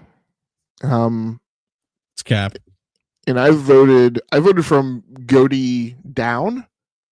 So this is in the area of votes where I was like, okay, I'm not going to vote for Expedition 33 for every category. And so it definitely came down to me to one of the 2 Obsidian games. And I kind of wanted to say The Outer Worlds 2, which I think is more of a role-playing game, more of a crapig than Avowed. Whereas I feel like Avowed is, well, first of all, Avowed is definitely an action RPG. It might even lean so far in the direction of, just being an action game with a progression system. But given that it was in the category, I went with Avowed just because I give a ton of credit to Avowed. We've been talking about Ghost of Yotei, and one of the things I mentioned with Yotei is like it's super easy to get into, right? You slip into your gaming chair, you pick up the controller, you're in the game, and there's no like cognitive friction. There's no, what was I doing the last time? Where do I need to go? Let me open the map and figure out, like, you can literally just, like, the game will open with you on your horse, and you can just start running in the direction that the horse is facing, and you will encounter adventure, right? And you will pick up the story thread or whatever where you were. It is an incredibly, like, smooth going down, like a single malt scotch kind of game. And that's kind of what I thought about here too. Like, Avowed does so much to take the normal crappic stuff out of your windshield and just let you play a game in the world that, I gave it the nod here. And, I wasn't going to give, probably wasn't going to give Xbox any other credit anywhere else. So this was one of the areas I decided to give it some credit.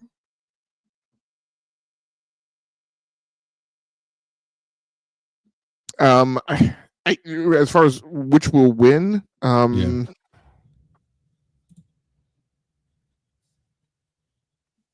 I think Expedition 33 is going to win. Yeah, Yeah, I don't disagree. I, I I, don't disagree at all. I think the Kingdom Come Deliverance 2 crowd, and I see some of you out in the chat, and I don't think you're wrong. I just think you are a very, very loud vocal group that I just don't know if you're going to have the numbers. I think this is just one that, like, the Expedition 33 fervor is just going to kind of sweep everyone up and wind up carrying it. Yeah, no, I don't disagree. Logic. I would vote for Clair Obscure Expedition 33 for best RPG, and I think it's going to win. I think, look, it's got the most nominations in the history of the Game Awards with 12. I think so if I were actually going to personally challenge it, and where I could see people challenging themselves, is it's an incredible game. Obviously, it is my game of the year. That's a jump ahead, sorry, but I think everybody knows that. It's incredibly well acted, but from an RPG aspect, and I just don't know if people are going to like nuke this out, right? From an RPG aspect, I don't know that there's that much R there. Right? It's got a progression system. And it definitely has choices. There's definitely some milestones where you're going to make choices. But like, whatever character you are is whatever character you are. Like, there's not a lot of, and there's romance, semi-romance options. There's relationship building, but even that's limited. If you compare it to something like a Fire Emblem Three Houses. So from an RP perspective, I actually don't think there's as much RP there as there is in some other games.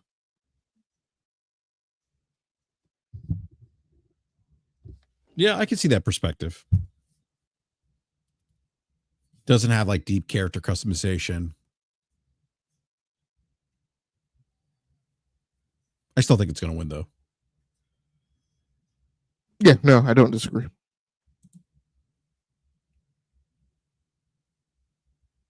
All right, best action adventure. Death Stranding 2 on the Beach, Ghosts of Yote, Hollow Knight, Silk Song, Indiana Jones and the Great Circle, Split Fiction. This is a very competitive category, I think. Some really good games here. I would vote for Ghosts of Yote. I think Ghosts of Yote is going to win.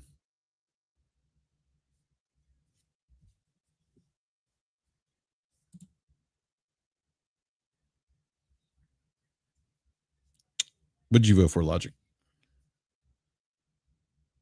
I'm trying to log in now because I don't actually remember. Probably some people in live chat are saying Yote. Yeah, I definitely did not vote for Silk Song or Indiana Jones or Split Fiction. But there were definitely some categories where I split between Yote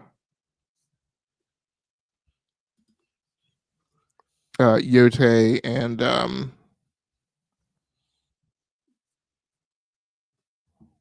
what I want to say. Yote and Death Stranding 2. So which category is that again? This is best action adventure game.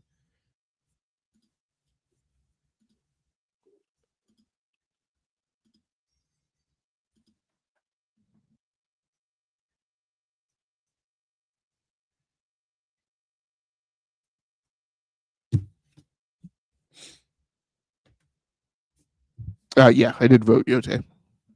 Okay. Yeah, again, I think Yote is going to take this one.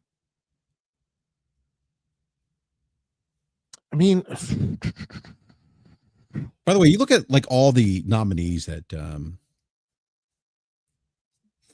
of games that were in Game Pass. Kind of goes back to what I said a few months ago about this being the best year of Game Pass. Yeah, I don't know, BRAP. So you think Yote's going to win? I think Yote's going to win, yeah. So the interesting dynamic here will be PlayStation players are going to have, right? This is why you don't want Bernie Sanders to run, right? because PlayStation players are going to wind up. This is going to wind up splitting their vote.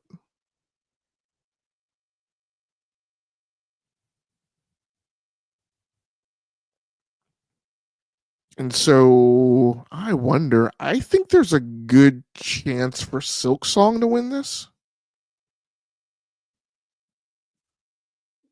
because you're going to have PC players and Switch players who are going to put their votes behind Silksong.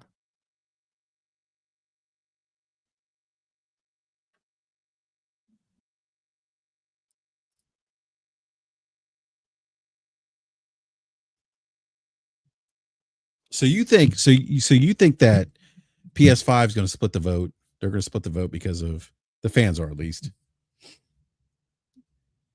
Yeah, you're gonna have some people who vote for Yote and some people who vote for DS2, and then wind up not having the numbers. I think the media is going to go with Yote.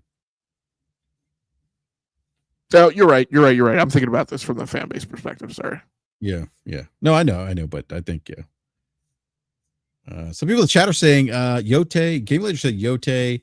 Otacon also saying Death Stranding 2. Yeah, let us know what you guys think in the live chat too. Which game you think is going to win out of these categories? And you're probably right about Yote based on the media, because I think.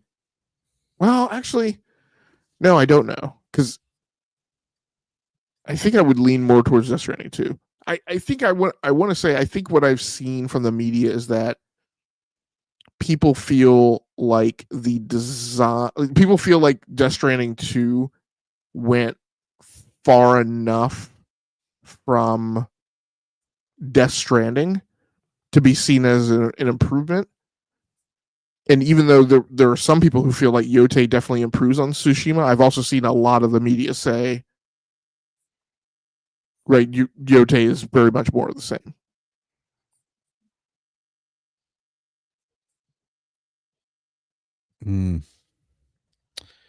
I'm going to go with Indiana Jones: The Great Circle. I'm going to change my vote logic. I would say, and then, well, Silksong would still be my third. Like if it's not Death Stranding or Yote, then I think that the next most likely candidate is Silksong. Silksong, yeah.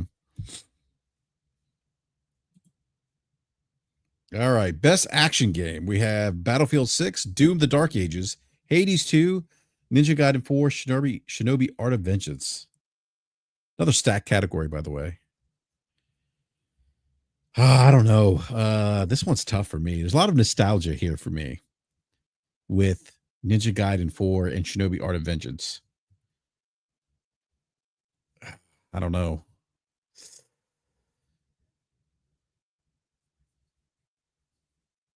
I don't know. This one's tough. For me, it's tough. What did you pick your logic? I picked Doom: The Dark Ages, man. Hey, I haven't played that, but yeah. We gotta tamp down that Xbox tax. Get rid of that media bias.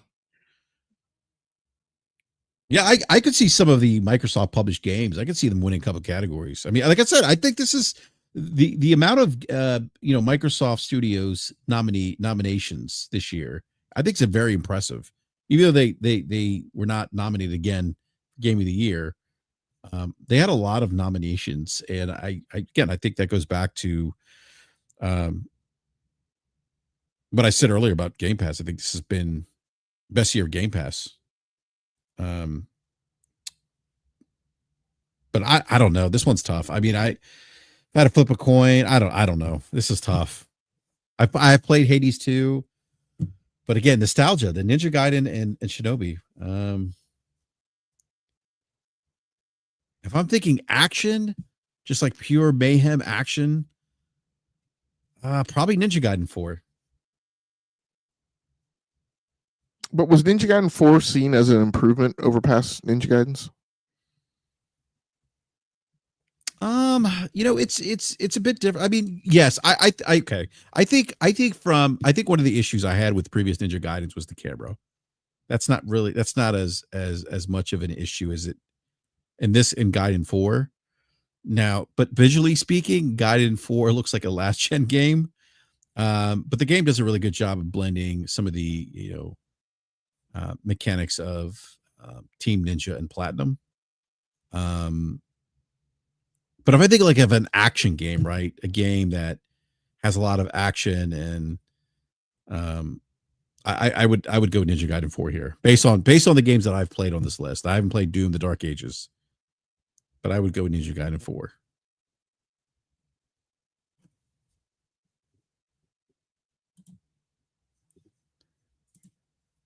Gaming Legend $2 Canadian says Shinobi vs. Gaiden was a playground debate. Yeah, actually it was.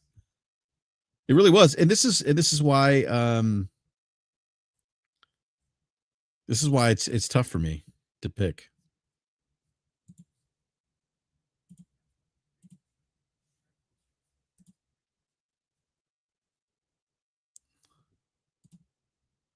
All right.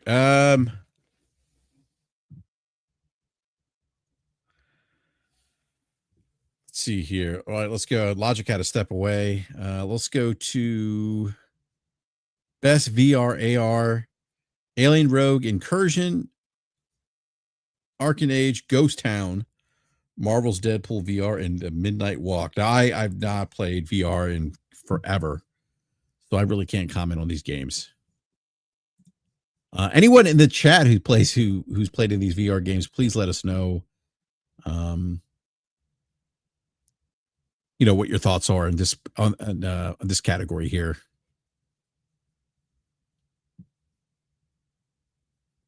The Alien Rogue Incursion looks kind of interesting. Again, I don't keep up with VR anymore. I have an Oculus headset, but I really don't. My kids use it more than I do. Gaming Legends Deadpool 1 was okay.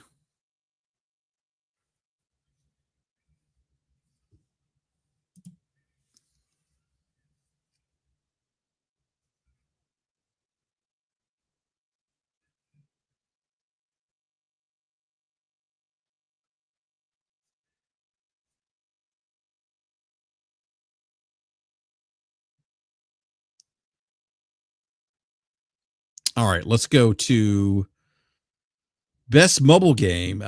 Destiny Rising, Persona 5, The Phantom X, Sonic Rumble, Ume Musume, and Wuthering Waves. Now, I haven't played any of these games, so maybe Destiny.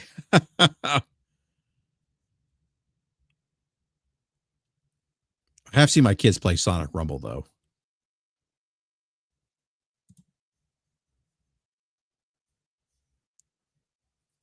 Yeah, I want to vote for Destiny Rising just out of respect for all the time that I'd spent in Destiny 2. Yeah, I don't have a horse in this race. Yeah, this would be. I would skip this vote.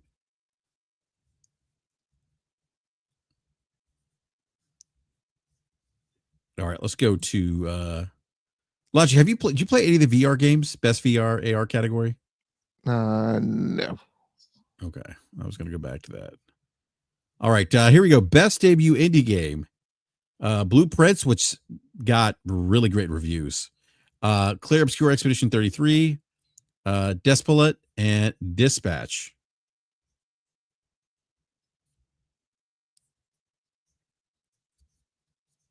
All right, Logic. Bruh. I could probably take a guess what you voted for. But hold on a second. Don't you speak Spanish? Huh? Don't you speak Spanish? I do. Isn't that Despolote? It is Despolote, yeah. But I'm not going to say it in Spanish because people are going to understand it. Okay. All right. Yeah. Respected. Because if I say, oh, Despolote, they're going to be like, what is that? I got you. Look, man, I've learned sometimes it's best to just pronounce things in English.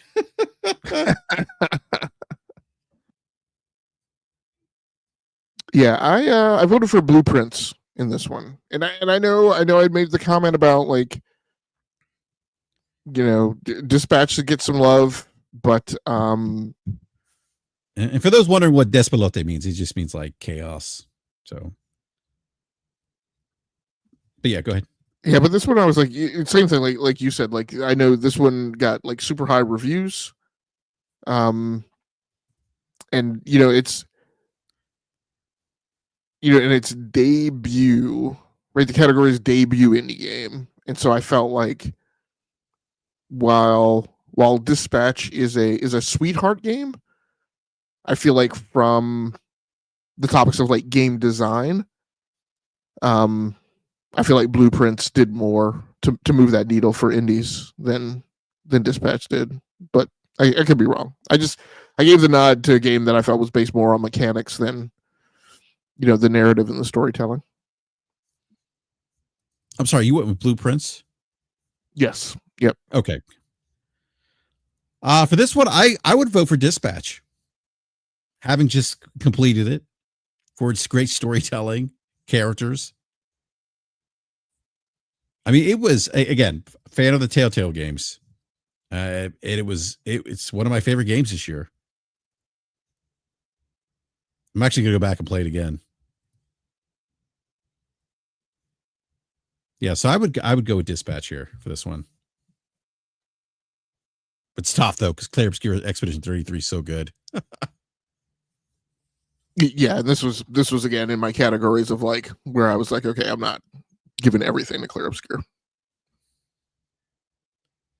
Yeah, Mango's 256 says Dispatch only because Claire winning like 5 other ones. Yeah. And I mean, and this yeah. is if there's a category where that whole debate of like what does indie mean anymore is pertinent, I feel like it's this one. I feel like I disregard that argument for the most part because I feel like the term indie as applied today is no longer this academic label that we give to games that didn't have a publisher, right? We used to strictly call indies things that were self-published. And now it's more so a label that's a matter of scale and size of the team. And I feel that starts to loosen a little bit right around Clair Obscur Expedition 33, more so than these other games. So you don't think like you wouldn't like typically view like in the past you wouldn't have viewed Clair Obscur Expedition 33 like as an indie, right?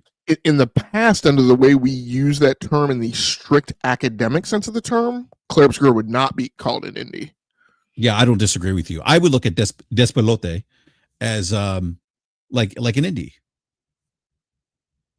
Yeah, or and I think Blueprints and Dispatch like fall under that. Like, yeah, I think yeah. That being said, I'm not eliminating Clair. So I feel today Clair Obscur absolutely goes in that indie conversation because I think it's less of whether or not they have a publisher today, right? It's more a matter of are you if you're not owned by a big publisher, then if you had to go out and make a pitch to a publisher and get them to support you, and your contractual agreement is just a one and done, and whether or not you go on and survive is still based on you sticking the landing, that still falls in the bucket of indie for me today. And in terms of like we're comparing scope and scale and design, right, of what teams were able to pull off, it's definitely still in the bucket. But for this category, since I'm directly comparing it to other indies, that's where I give them a little more gravitas on that basis.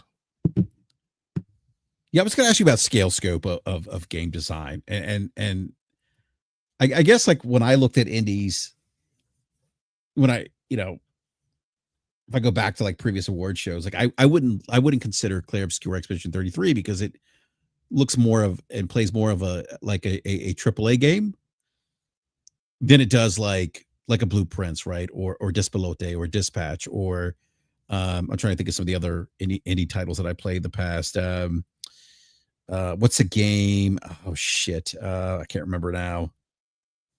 Is it Inside? Maybe it's Inside. Yeah, I mean all those Inside, Journey. Inside, yeah, Journey. Limbo. Yeah. What was the other one? Oh shoot, what was the game? Oh, Firewatch was another one. Like those are like indie games to me. Like I don't know. Like I just don't look at Clair Obscur Expedition 33 through the lens of it, like or look at it as like an indie game because of its production values. Yeah, to me it's still an indie game because of they're not owned by Kepler.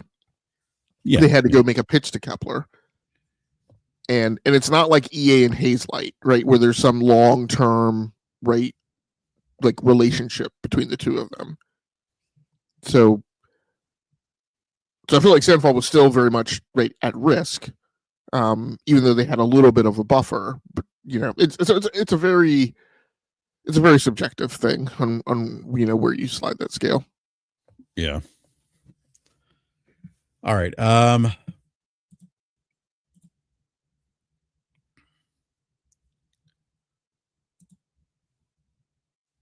Yeah, I mean, Valador. I mean, Kojima's indie. No, I don't think Kojima. I don't consider Kojima indie because he has a long term relationship with PlayStation. Yeah, and in fact, they are. I mean, they're publishing the game, and they kicked in, as far as I know, they kicked in all of the funding for it.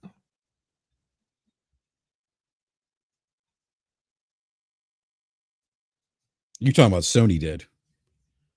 Yes. Yep. But my whole point of it is like there's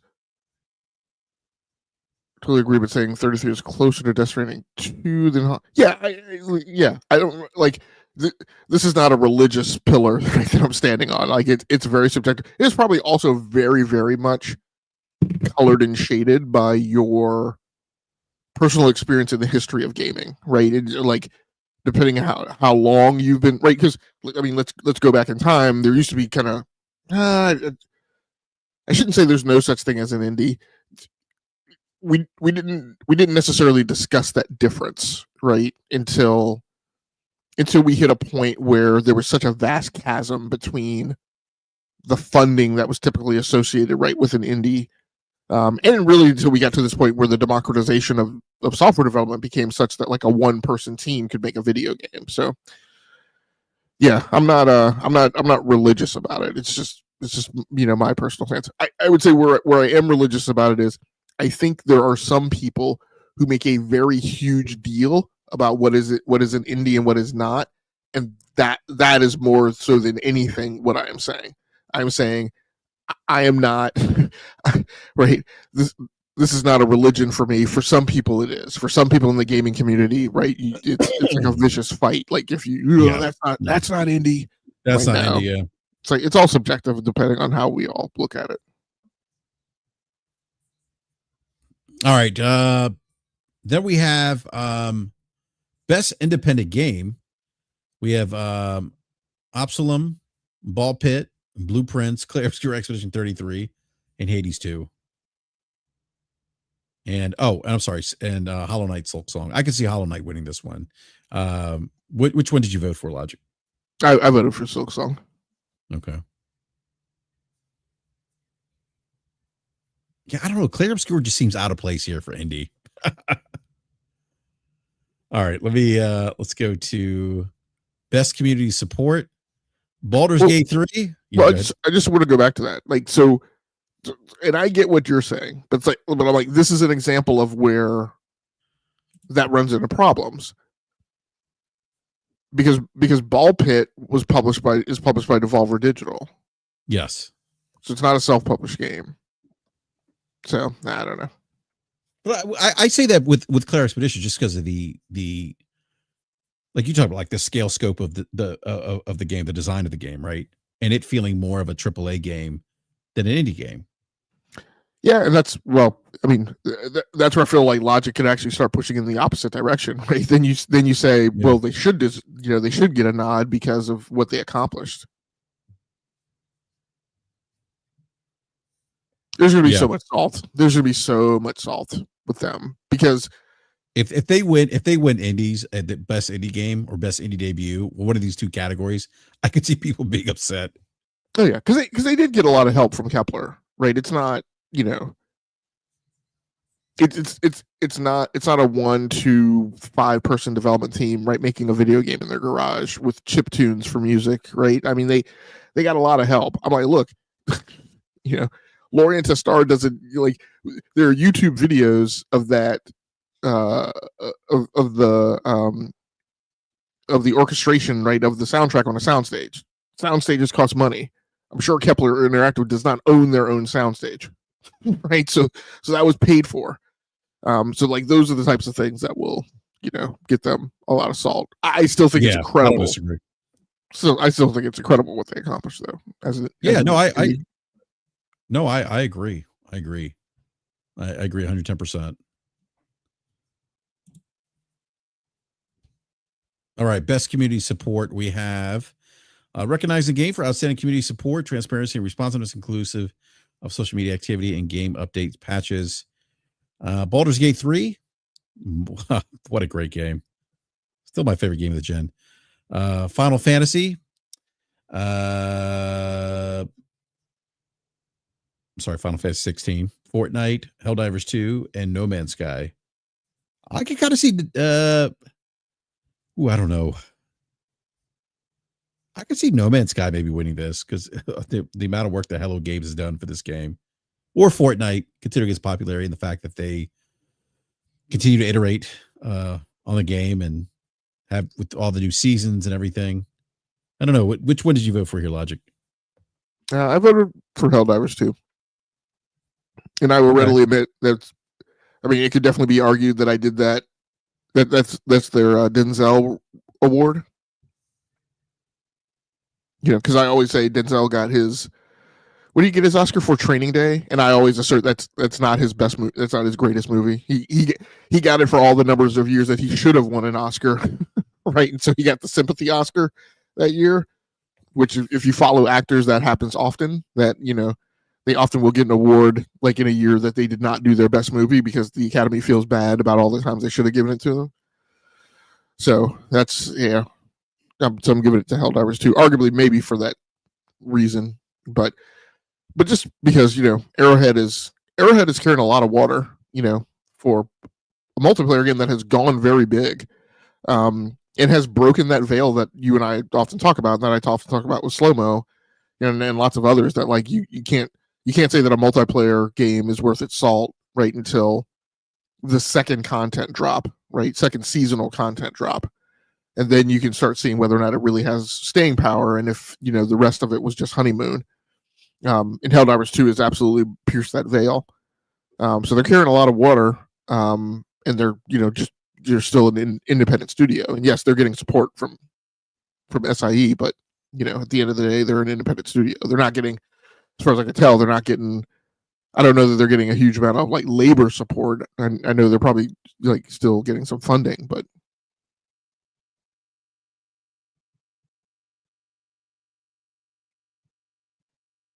All right.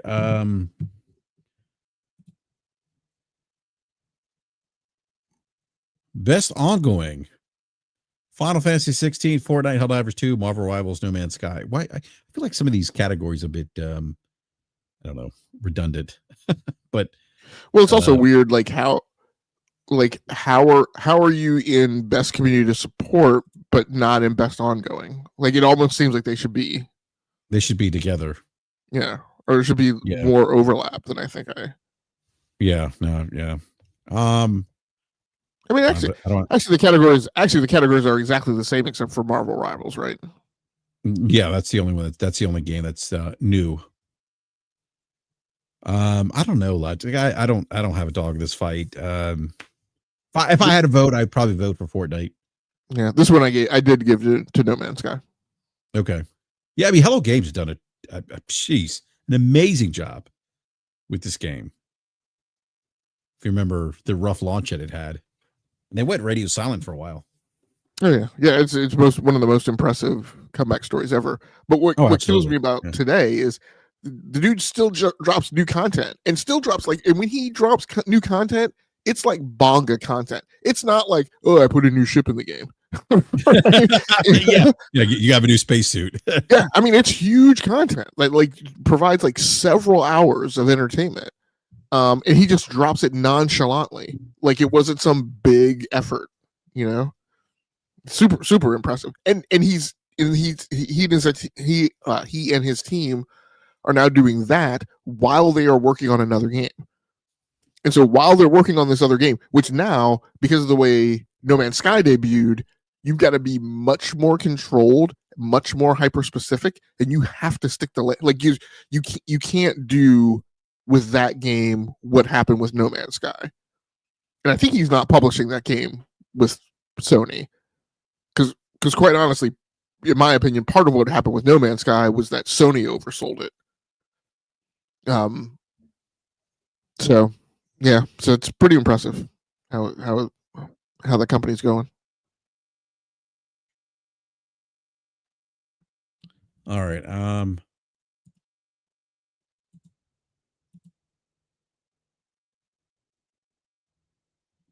Let's see where we're at right here. Games. All right. Games for Impact, Consume Me, Despelote, Lost Records, Bloom and Rage, South of Midnight, Wonder Stop. Let's see here, Logic. If I had a vote, I'd vote for South of Midnight. I haven't played these other games, but I played a little bit of South of Midnight. Which one did you go with, Logic? I also went South of Midnight. I was very tempted to give the nod to Bloom and Rage, but at the end, I had to vote for my people. All right. Innovation and accessibility. Assassin's Creed Shadows, Atom Fall, Doom the Dark Ages, EA Sports FC 26, South of Midnight. Which one did you vote for, Logic? I also went South of Midnight. I gotta look. I gotta give them two chances of pulling off a win. Yeah. Yeah, really solid effort by Big Compulsion Games, especially after coming off their previous game. I forget the previous game they released. That We Happy Few. We Happy Few, yeah. Yeah. And to go back to Games for Impact, like that, like, because initially, because the reason why I switched from, I was going with Bloom and Rage originally, and then I thought about, it's like one of the comments that I made when I was playing South of Midnight was, a few years ago I'd read Cullen Bunn's comic, Harrow County, which is a lot about like this mythology, right, and background about like haints in like the Old South and New Orleans and stuff. And one of the comments I made at the time was like, to me, because we've got a lot of things going on in American society right now. To me, this is one of the things that needs to happen, not just with video games, but with other stuff, that like we have a deep mythology in America that has gone forgotten and is untold and unsung, that we have a history that is almost as rich as the Romans and the Greeks, right, in terms of their mythology of the gods of Olympus, that we just don't talk about, we just don't teach. I don't know that kids get this in school anymore. That I feel like is worth us kind of revitalizing, right, in the literature fabric, right, of American society. And so South of Midnight kind of does that, and that's the reason why I leaned in that direction. All right. I'd probably go with South of Midnight too here. All right. Best performance. Ben Starr, Claire Expedition 33. Charlie Cox, Claire Expedition 33. Eric Aishi, Ghost of Yote. Jennifer English, Claire Expedition 33. Kanatsu Kado, Silent Hill F. Troy Baker, Indiana Jones and the Great Circle. I'll say this about Troy Baker's performance in Indiana Jones and the Great Circle. He sounds just like Harrison Ford in that game. But if I had a vote, Logic, I'm going to go with Charlie Cox. Same. Claire Expedition 33. Okay, I know, like Ben Starr gets a lot of I feel like the discussion has been so much about Ben Starr's performances. Obviously, he's in the game for longer, which I won't get into why, because part of the reason for the TGAs is to get people to buy the games that get nominated. So I'm sure there's lots of people who still haven't played it. So, and Jennifer English obviously gets brought up a lot, but I'm like, but from a character perspective, like, who do we talk about? We talk about Gustav. I mean, like, that's Charlie Cox. So like, I don't understand how. I really don't understand. And it is a weird separation. Like, again, people talk about Ben Starr and they talk about Jennifer English, but then they talk about Gustav. Like, and I'm like, okay, well, Charlie Cox is the person behind Gustav. Like, you can't be raising Gustav up and not talk about Charlie Cox. Yeah, no, I don't disagree. And even though you do get more of Ben Starr, which I think Ben Starr did I mean, both Ben Starr and Jennifer English. Jennifer English as the character Mael. I mean, yeah, I mean, Charlie Cox and just Gustav as a character. I don't want to give too much away. For me, set the tone for the game. But again, I will say this. Like I mentioned Troy Baker earlier.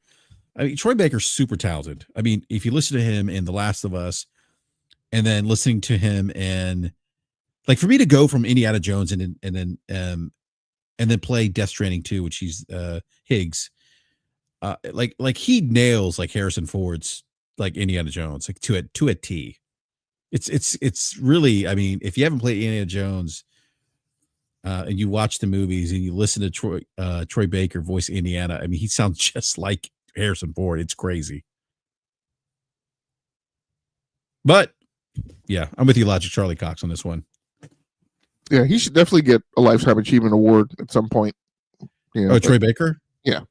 Oh, absolutely. I mean, he's probably one of the most talented voice actors. I mean, his range, the range in his voice work. I mean, from, you know, Joel to Higgs to Indiana Jones. I mean, just incredible.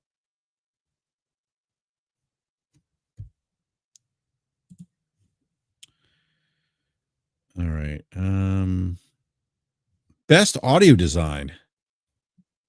Battlefield 6, Claire Obscure Expedition 33, Death Stranding 2 on the Beach, Ghost of Yotei, Silent Hill F. All right, Logic. Is this another Claire Obscure Expedition 33 vote for you? No, I gave this one to Death Stranding 2. Like so in Expedition 33, there are some very key audio things. But when I think about the things that I was happiest about or that I remember from Expedition 33, they're all things that are kind of repetitive. Like it's the sounds that happen like in combat, right? And how like jazzed up I was about those things.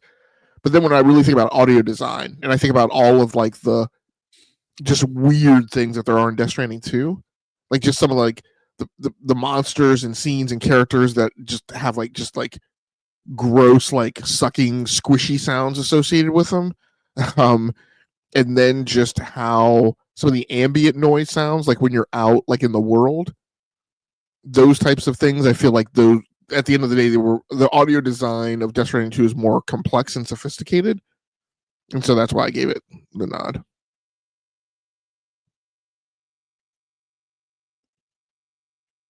Yeah, so Logic, I'm going to agree with you here. Death Stranding 2.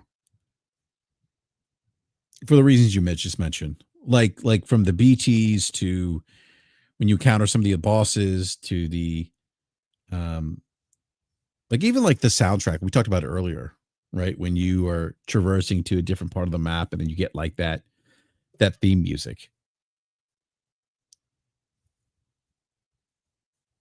Or that it's what is it? What did you call it earlier, Logic? I forgot. Like indie pop or something. Oh yeah. Folk indie pop or whatever. Yeah. So yeah, I'm with you on the Death Stranding. On Death Stranding 2.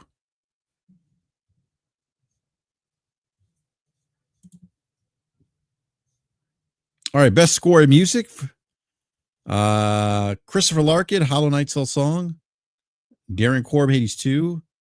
Lorian Testard, Claire Obscure Expedition 33, Tomo Otowa, Ghost of Yote, and Woodkid and Ludwig Forsell, Death Stranding 2 on the Beach. This one's tough, but which would you vote for, Logic? Expedition 33. Like this. I've bought this soundtrack. I have it. Yeah. Like queued, like tagged, like in my library for all my streaming services. It's in. Like, and again, I mean, I think I've mentioned, like, if I hadn't gone down the path that I went down, which I only went down because my AP English teacher like literally like grabbed me by the ear and forced me to go like apply to a different college. I was set up with a music scholarship, and I was going down the path of being a music major. So I'm huge into music. Huge into classical music. Like this achievement for me is like amazing. Like I'm really I was disappointed with the performance at SGF, just because I thought it would be more. So supposedly the TGA orchestra is playing these things. Like I'm super excited to see Flute Guy doing an Expedition 33 song. Particularly if it wins Game of the Year. Like if he does the going off, like, and when they play the Game of the Year theme, like depending on who's who, like very frequently, like lots of people are going off. Like Flute Guy is going off. You look in that back row where the timpani drums are, and I think the girl who's on electric guitar, I think in the back, there are lots of people popping off when they play the Game of the Year song. I'm super excited if that happens. But in general, I'm just super excited to see Flute pop it off. Yeah, that's so true. That's so true. But yeah, oh yeah, it's a party up there, man. But yeah, like I really look forward to seeing Flute Guy doing a. Oh my goodness! I hope he goes through all his instruments too. I hope he goes through like his 6 or 8 like different flutes. Yeah, I would go with Claire's Obscure Exhibition 33. And it's close to, for me, it's very close between that and Death Stranding. But yeah, I'm with you on Claire's Obscure Expedition 33. One of the better soundtracks that I've experienced in a game this year, and probably this generation, in my opinion.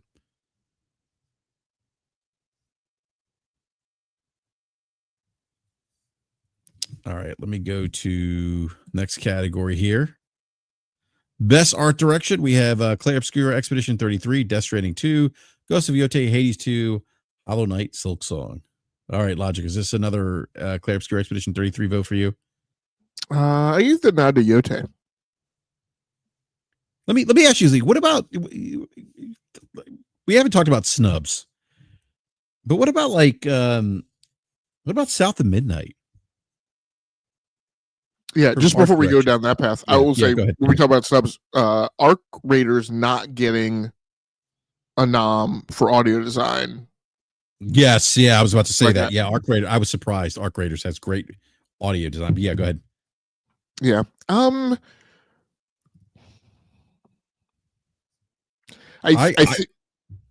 think what limited it depends on what's included in people's thinking about this. I think one of the places South of Midnight falls down, and unfortunately it falls down because of like an inherent part of its design. But like if you're going to do creatures today, now in the moment of art across all mediums, like comic books, movies, everything, like there's a palpable recognition in people who do good creature work. Like it has become like its own thing. And when your creature work is limited, then that can hurt you. And I think that's what happened to South of Midnight. Like there's just not a lot of variety. Like we talk about, there's not a lot of variety of enemies, but when we talk about art, what that results in is there's not a lot of variety in creature work, in character, in design, right, in appearance. And I feel like that's a thing that wound up limiting South of Midnight. I mean, definitely an argument maybe it should have gotten in ahead of Hades 2 and Silksong, but this is obviously a year where there's a lot of effort to award indies. So I think it just got bit by an agenda for the year. I don't know. I think some of that the artistic.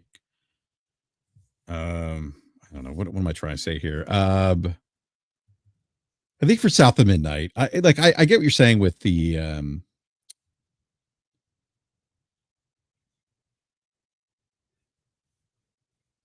with like the monsters not being maybe necessarily unique. But I thought that the game, like it had like it's based on like Southern folklore, if I remember correctly. Yeah. Right. And so I thought that like I felt like the artistic. I think that the artistic how they presented that Southern folklore from an artistic perspective was just like I don't know. I just felt like it created like a very deep atmospheric world. It just came across like almost like a storybook. If that makes sense. Yeah, and now that I think about it more, like I mean, general enemy creature work like wasn't that varied. It may be compensated for that with the bosses because the bosses were very like unique and like you said, like a lot of the other designs, like when you talk about like the kids who have been frozen at like as a tree or whatever. Mm-hmm.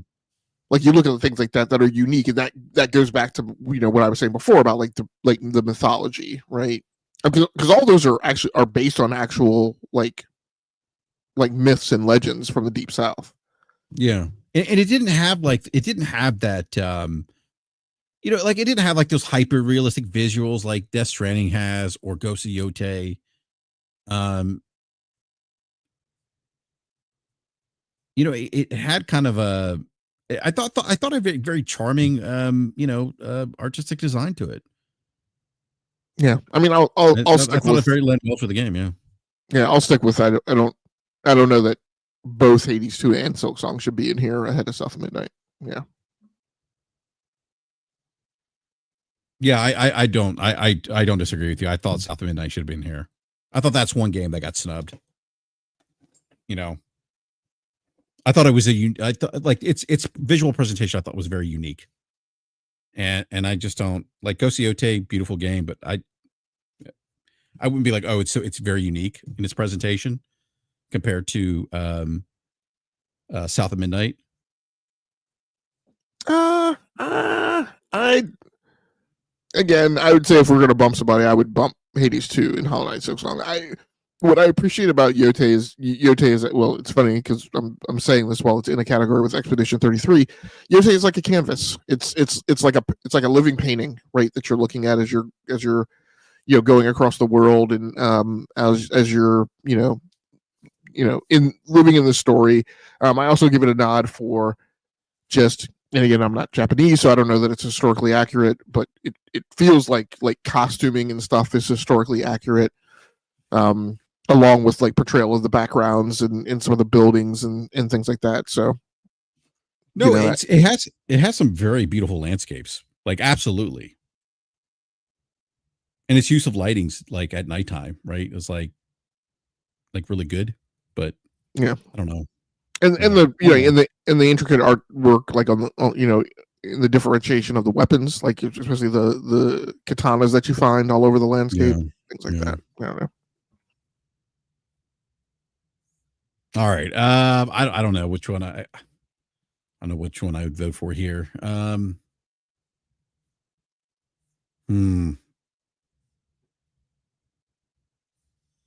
Yeah, this one's tough for me, Logic. I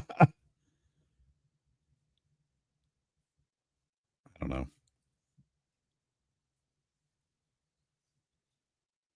I'm going to skip this one.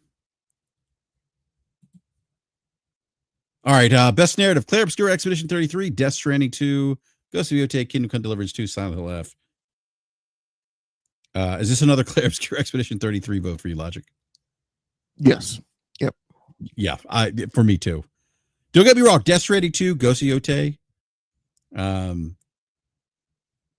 I enjoyed all three. Great narrative, but Clair Obscur Expedition 33 just hits differently. Yeah, I feel like there's even though Death Stranding 2 is an improvement, right? Well, you could argue that it's an improvement if you. I think it's an improvement. Well, that improvement is that, but it's still quirky though. Yeah. Well, that's the thing. Like the what I'm saying is a lot of us would look at it as an improvement. I can understand that the art house people, the hipsters, may say you can't call it. You shouldn't call it an improvement when the improvement is that it walks more towards the mainstream. But like you're saying, even though it does that, I feel that there's enough Kojima isms in there where there's still a lot some of Kojima isms, like weird lines that like you're what, you know. Although I was going with Death Stranding at first because I do feel from a overall like drumbeat perspective that there are enough kind of shock points in there where I might have still given it the nod. But just the overall world building of Expedition 33, at the end of the day, I was like, I got to give it the nod. And then Yote too. Like I love Yote because I was a history major and I love period pieces. But Yote's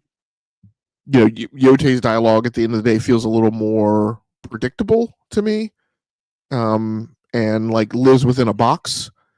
That I feel like the big flourishes, the big pieces and movements in Expedition 33 did.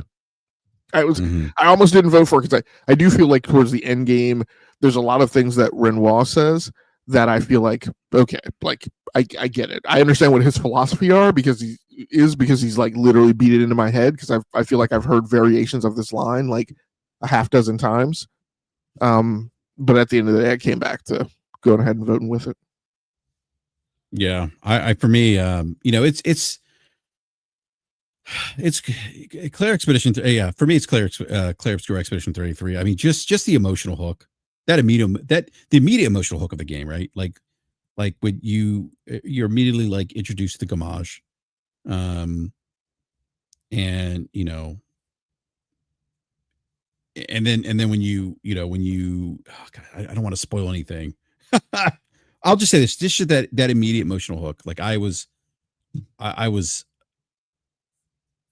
the game. I'm trying to be careful. I don't want to spoil it. Some of the plot twists, the different character story arcs, the some of the relationship building. It was all great. Again, Death Stranding 2, I think to your point, like it's got, yeah, I think you said it's a bit more mainstream than Death Stranding, but it still has those like quirky Kojima moments. But GOTY Yote, though, I will say this about GOTY Yote. GOTY Yote got me in the feels. I won't say why, but it did. I don't want to spoil anything. But yeah, I'm Clair Obscur Expedition 33.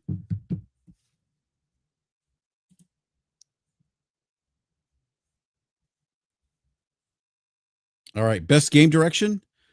This is for outstanding creative vision and innovation in game design, direction design. Clair Obscur Expedition 33, Death Stranding 2 on the Beach, GOTY Yote, Hades 2, Split Fiction.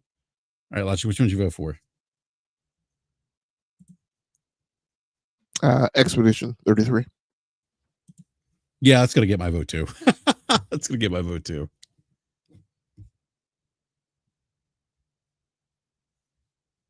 All right.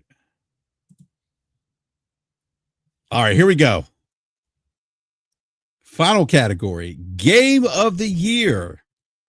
Again, we have Clair Obscur Expedition 33, Death Stranding 2 on the Beach, Donkey Kong Bonanza, Hades 2, Hollow Knight Silksong, and Kingdom Come Deliverance 2. All right, Logic, which one did you vote for? Expedition 33. Yeah, I did too. And I think Expedition 33 is going to win Game of the Year.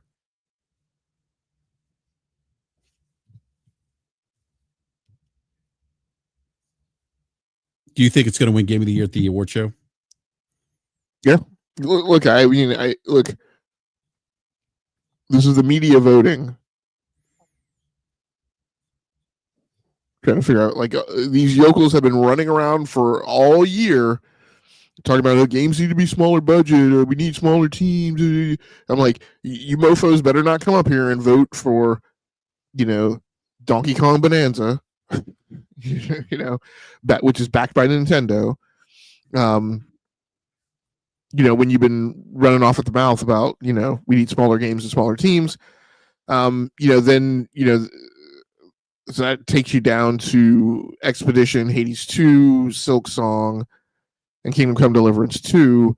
I think at that point you got to go, look, yes, Hades 2 and Hollow Knight Silk Song done by, one guy in his garage, two guys in their garage, but at the end of the day, the overall scope and breadth of delivery of Clear Obscure Expedition 33 and kind of what it does, I think you have to admit is a larger achievement. Kingdom Come Deliverance 2, then I think you just have to look at, how much it resonated with the market. And I think, unfortunately, the reality is, Expedition 33 had wound up having wider reach than Kingdom Come Deliverance 2 did. Yeah. I think it's,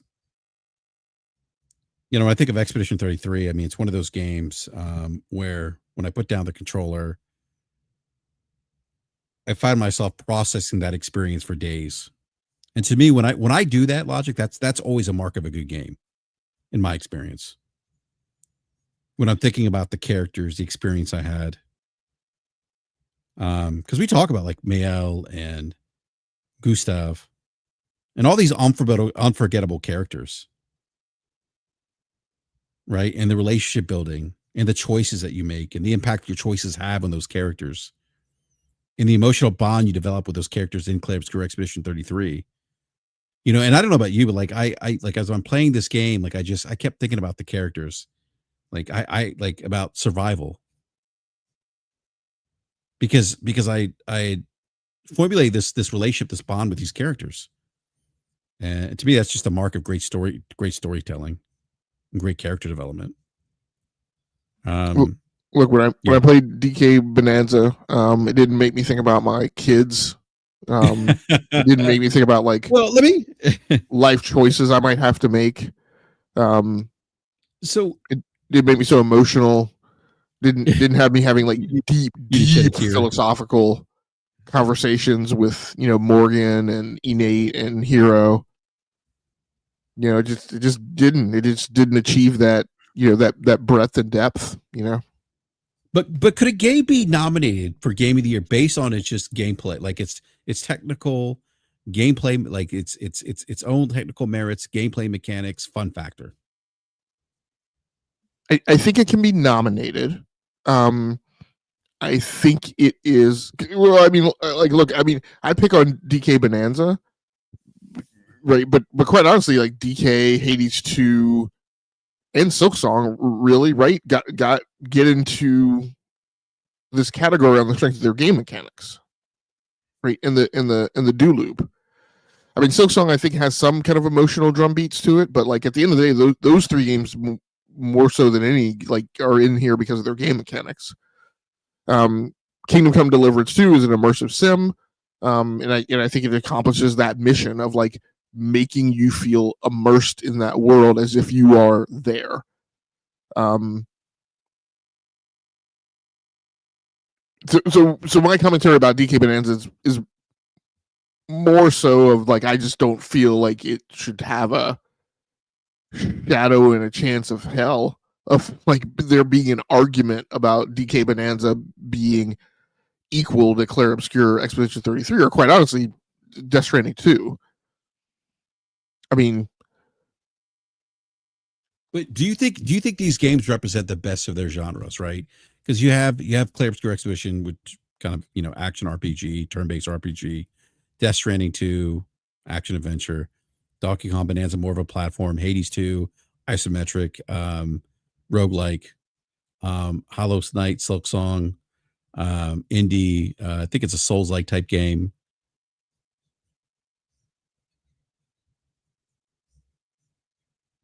I mean, there's definitely an argument that's there. I mean, me personally, like DK Bonanza was fun, but kind of fun in the mindless sort of way.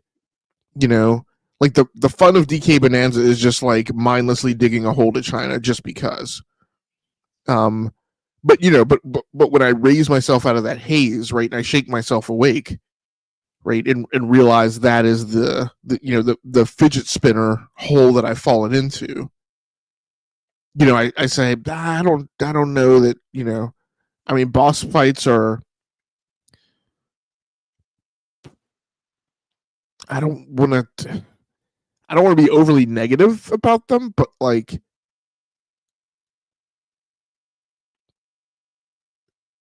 definitely can't say figuring out a boss fight in DK Bonanza equates to figuring out a boss fight in Expedition 33. So I just. And I mean, I think there's. So do you, Yeah. Go ahead. No, go ahead, man. No, go ahead. Do you think then that a game then that's going to be game of the year should be a bit more complex and not just be nominated again, like I said earlier, like purely on fun factor?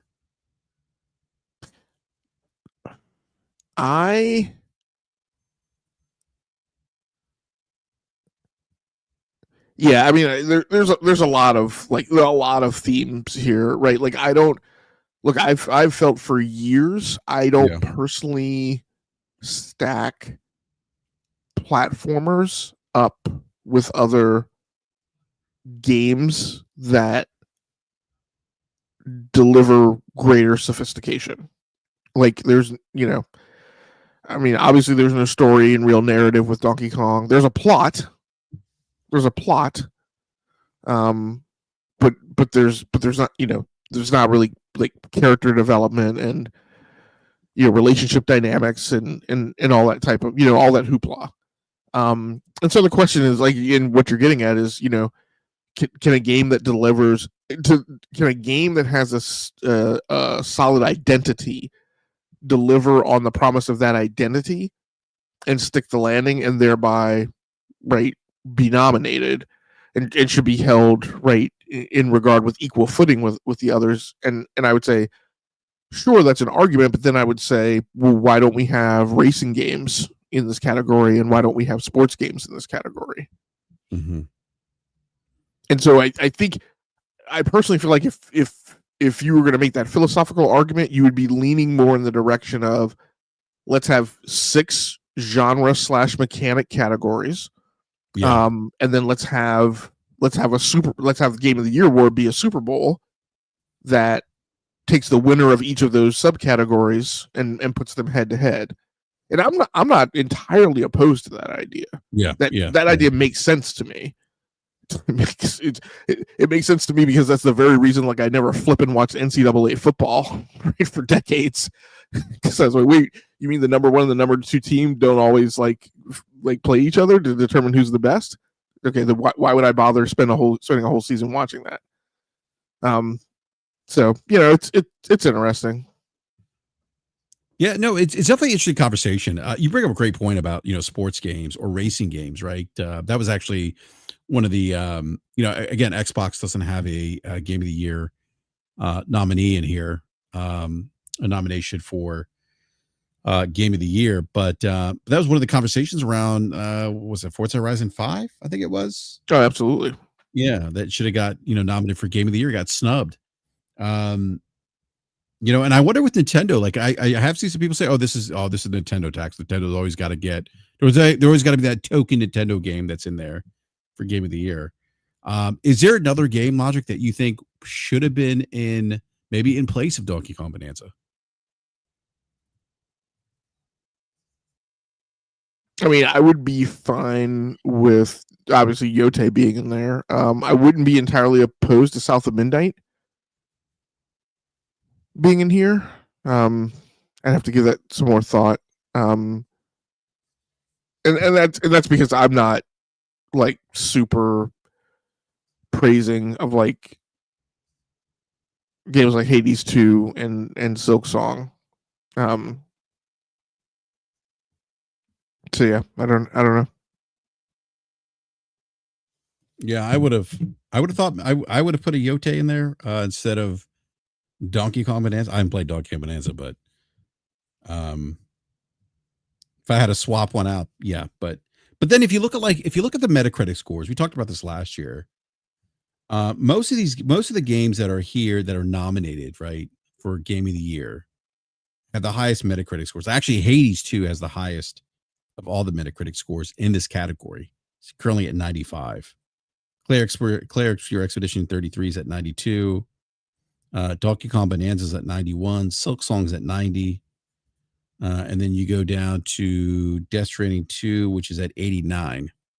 And Kingdom Come Deliverance is at 88.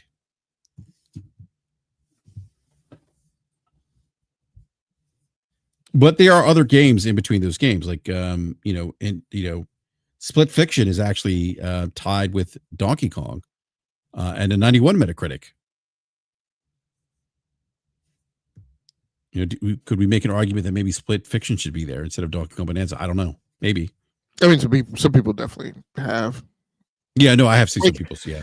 And I've grown to acceptance of it, but like I still feel like those Hazelight games are gonna wind up having limited, like, broad appeal, right? Because you're just gonna have a large part of the market that's gonna skip it. And when something I definitely don't feel like Game of the Year should necessarily track with sales, but I do feel like games that have the widest appeal should be in consideration. And then I get that there are going to be some art house picks as well, which is how Death Stranding got into this category the first time around. I mean, Hazelight won Game of the Year at the Game Awards of 2021 with It Takes Two. Yeah.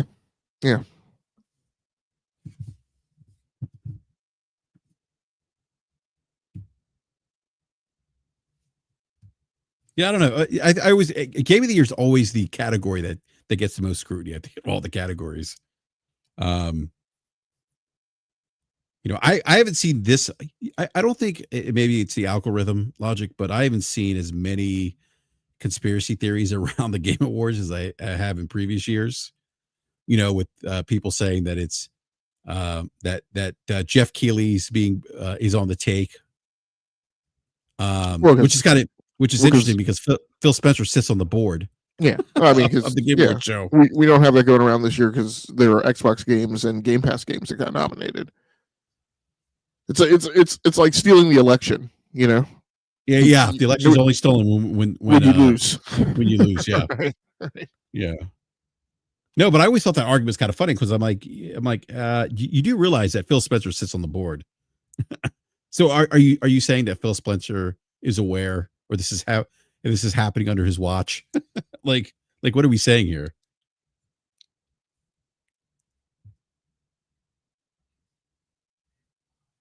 Logic, any closing thoughts on the award show before we wrap up? No, look. I mean, I cited nits just because it was a conversation that we were having, but I'd still stand by my central thesis, which is that, like, if you don't like the Game Awards, there are 4 other Game Award shows in award season that characterize the gaming industry. You should, if you're going to have a voice in the gaming conversation, and particularly if you're going to be loud about it, you should be educated about it, and you should be aware of those 4 other shows. You don't necessarily need to watch them, but you should pay attention to them. But especially because you should be able to pay attention to and note trends, because the TGAs are kind of like,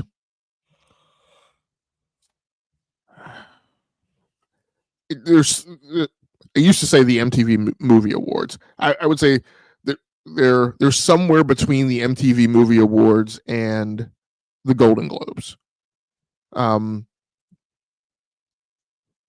But they do not always harmonize with the other award shows, and so you should pay attention to that, because that tells you what the trends are. Like, one of the most stark contrasts that I remember was Resident Evil 2, the redesign, which I think was which was a Game of the Year award nominee. If I'm not mistaken, didn't get nominated in any of the other award shows, but in particular for DICE, pretty sure it didn't get nominated, and it may have won an award for something like technical or something like that. But my point is that if you look at other award shows for that year, I feel, and you need to understand the different assemblage of the jury. I feel like what that showed that year was that the creative community itself, right, the development community itself, did not hold as high a regard remasters, remakes, and redesigns, right, as a lot of the media did. So I think that says something, right, about just how the professional cohort itself kind of feels about a game. And you should also have paid attention to last year, because and acknowledge that Baldur's Gate 3 swept all 5 Game Awards, which has never been done in the history of those 5 award shows.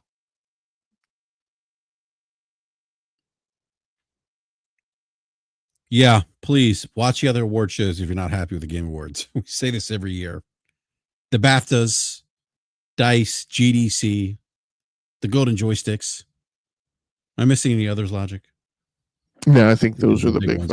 BAFTA, DICE, GDC, Golden Joystick, and the TGAs. Yeah.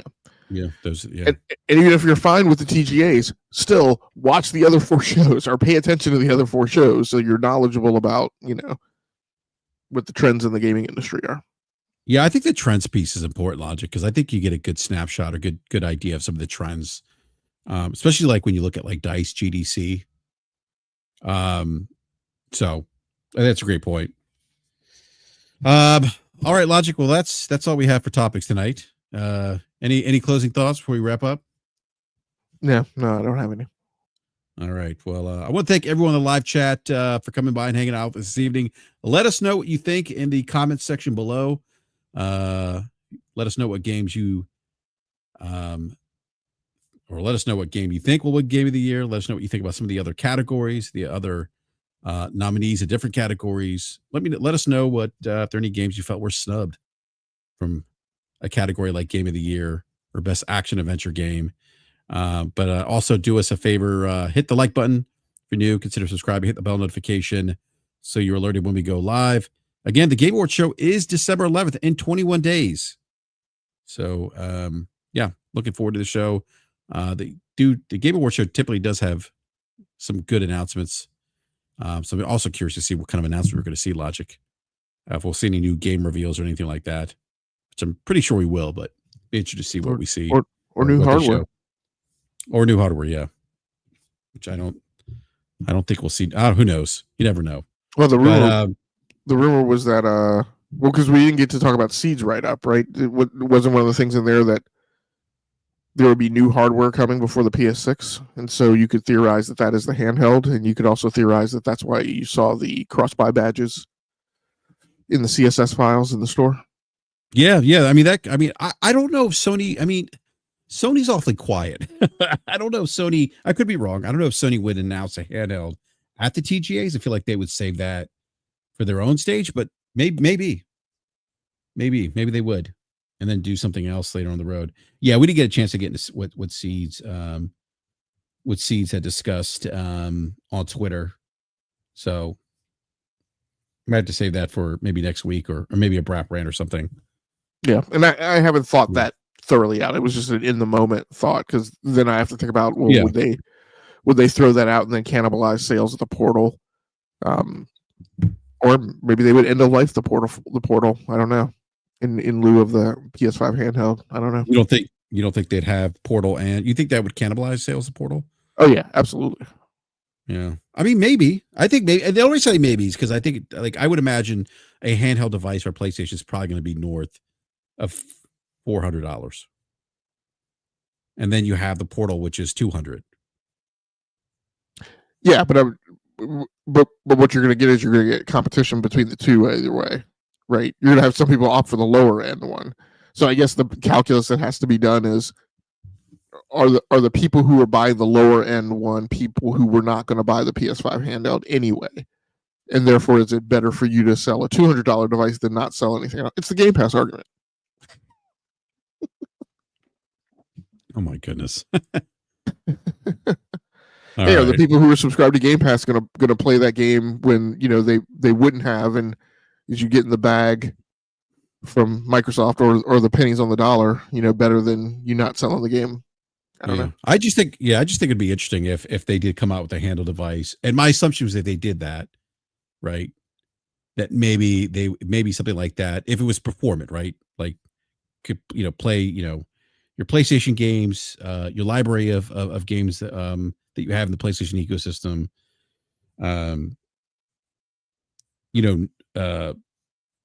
natively to the handheld. You look at other handheld, the cost of other handhelds, right? They're what, $600, $700, $800. So I wonder if they would position that like, if Sony would say, okay, look, we have this high end device if you want it, right? Like a handheld Pro. Maybe they call it the Portal Pro, and they price it higher than the PlayStation Portal. And if you don't want to pay that much for the Portal Pro, you just get the regular PlayStation Portal. Similar to what they have with like the PlayStation 5, PS5 Pro. Yeah, I could see that. In fact, I mean that's one of my arguments about the Steam machine is I would expect it's going to be priced with relation to the Steam Deck in a way that makes the pricing for that make sense. That people will see, hey, for the Steam Deck price I can get this, but I can bump right and pay a little more money and get the corresponding Steam machine SKU. And that, and that price differential, makes sense.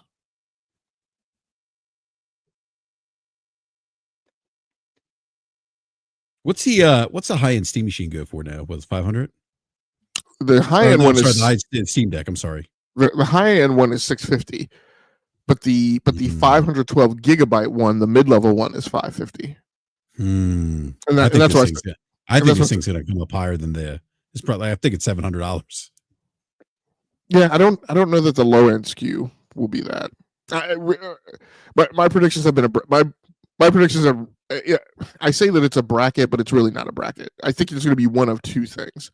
Either it'll be priced in relation to the Steam Deck SKUs, like I said, in a way that makes sense, and then I could see the 512 gigabyte one going for $650, and the 2 terabyte one going for $750 or $800. Again, so that when you look at it as a family of products, right, those things make sense. Just like when you look at that Apple page for a family of products, right, the pricing makes sense between the SKUs.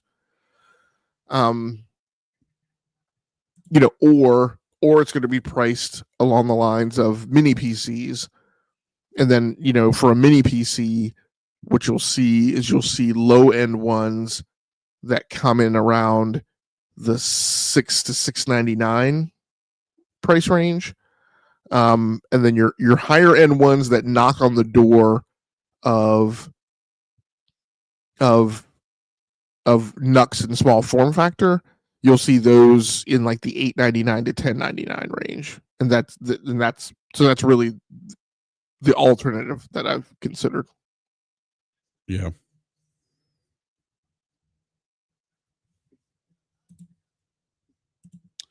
All right, Logic, we're going to wrap up the show.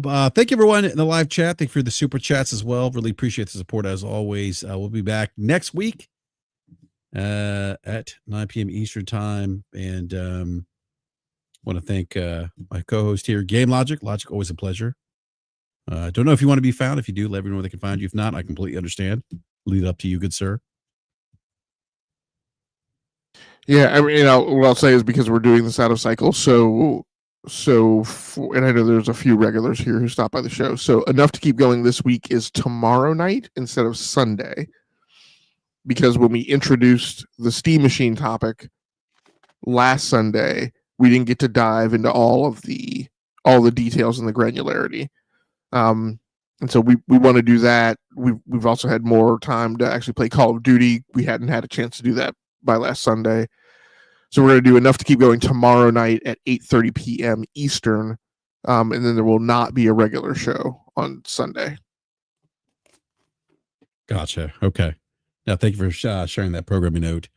And we will be, well, egotistical and arrogant statement on my part. I will be clearing up. I put that in air quotes. I will be clearing up all the misconceptions and misassessments that I see being made about the Steam machine tomorrow night.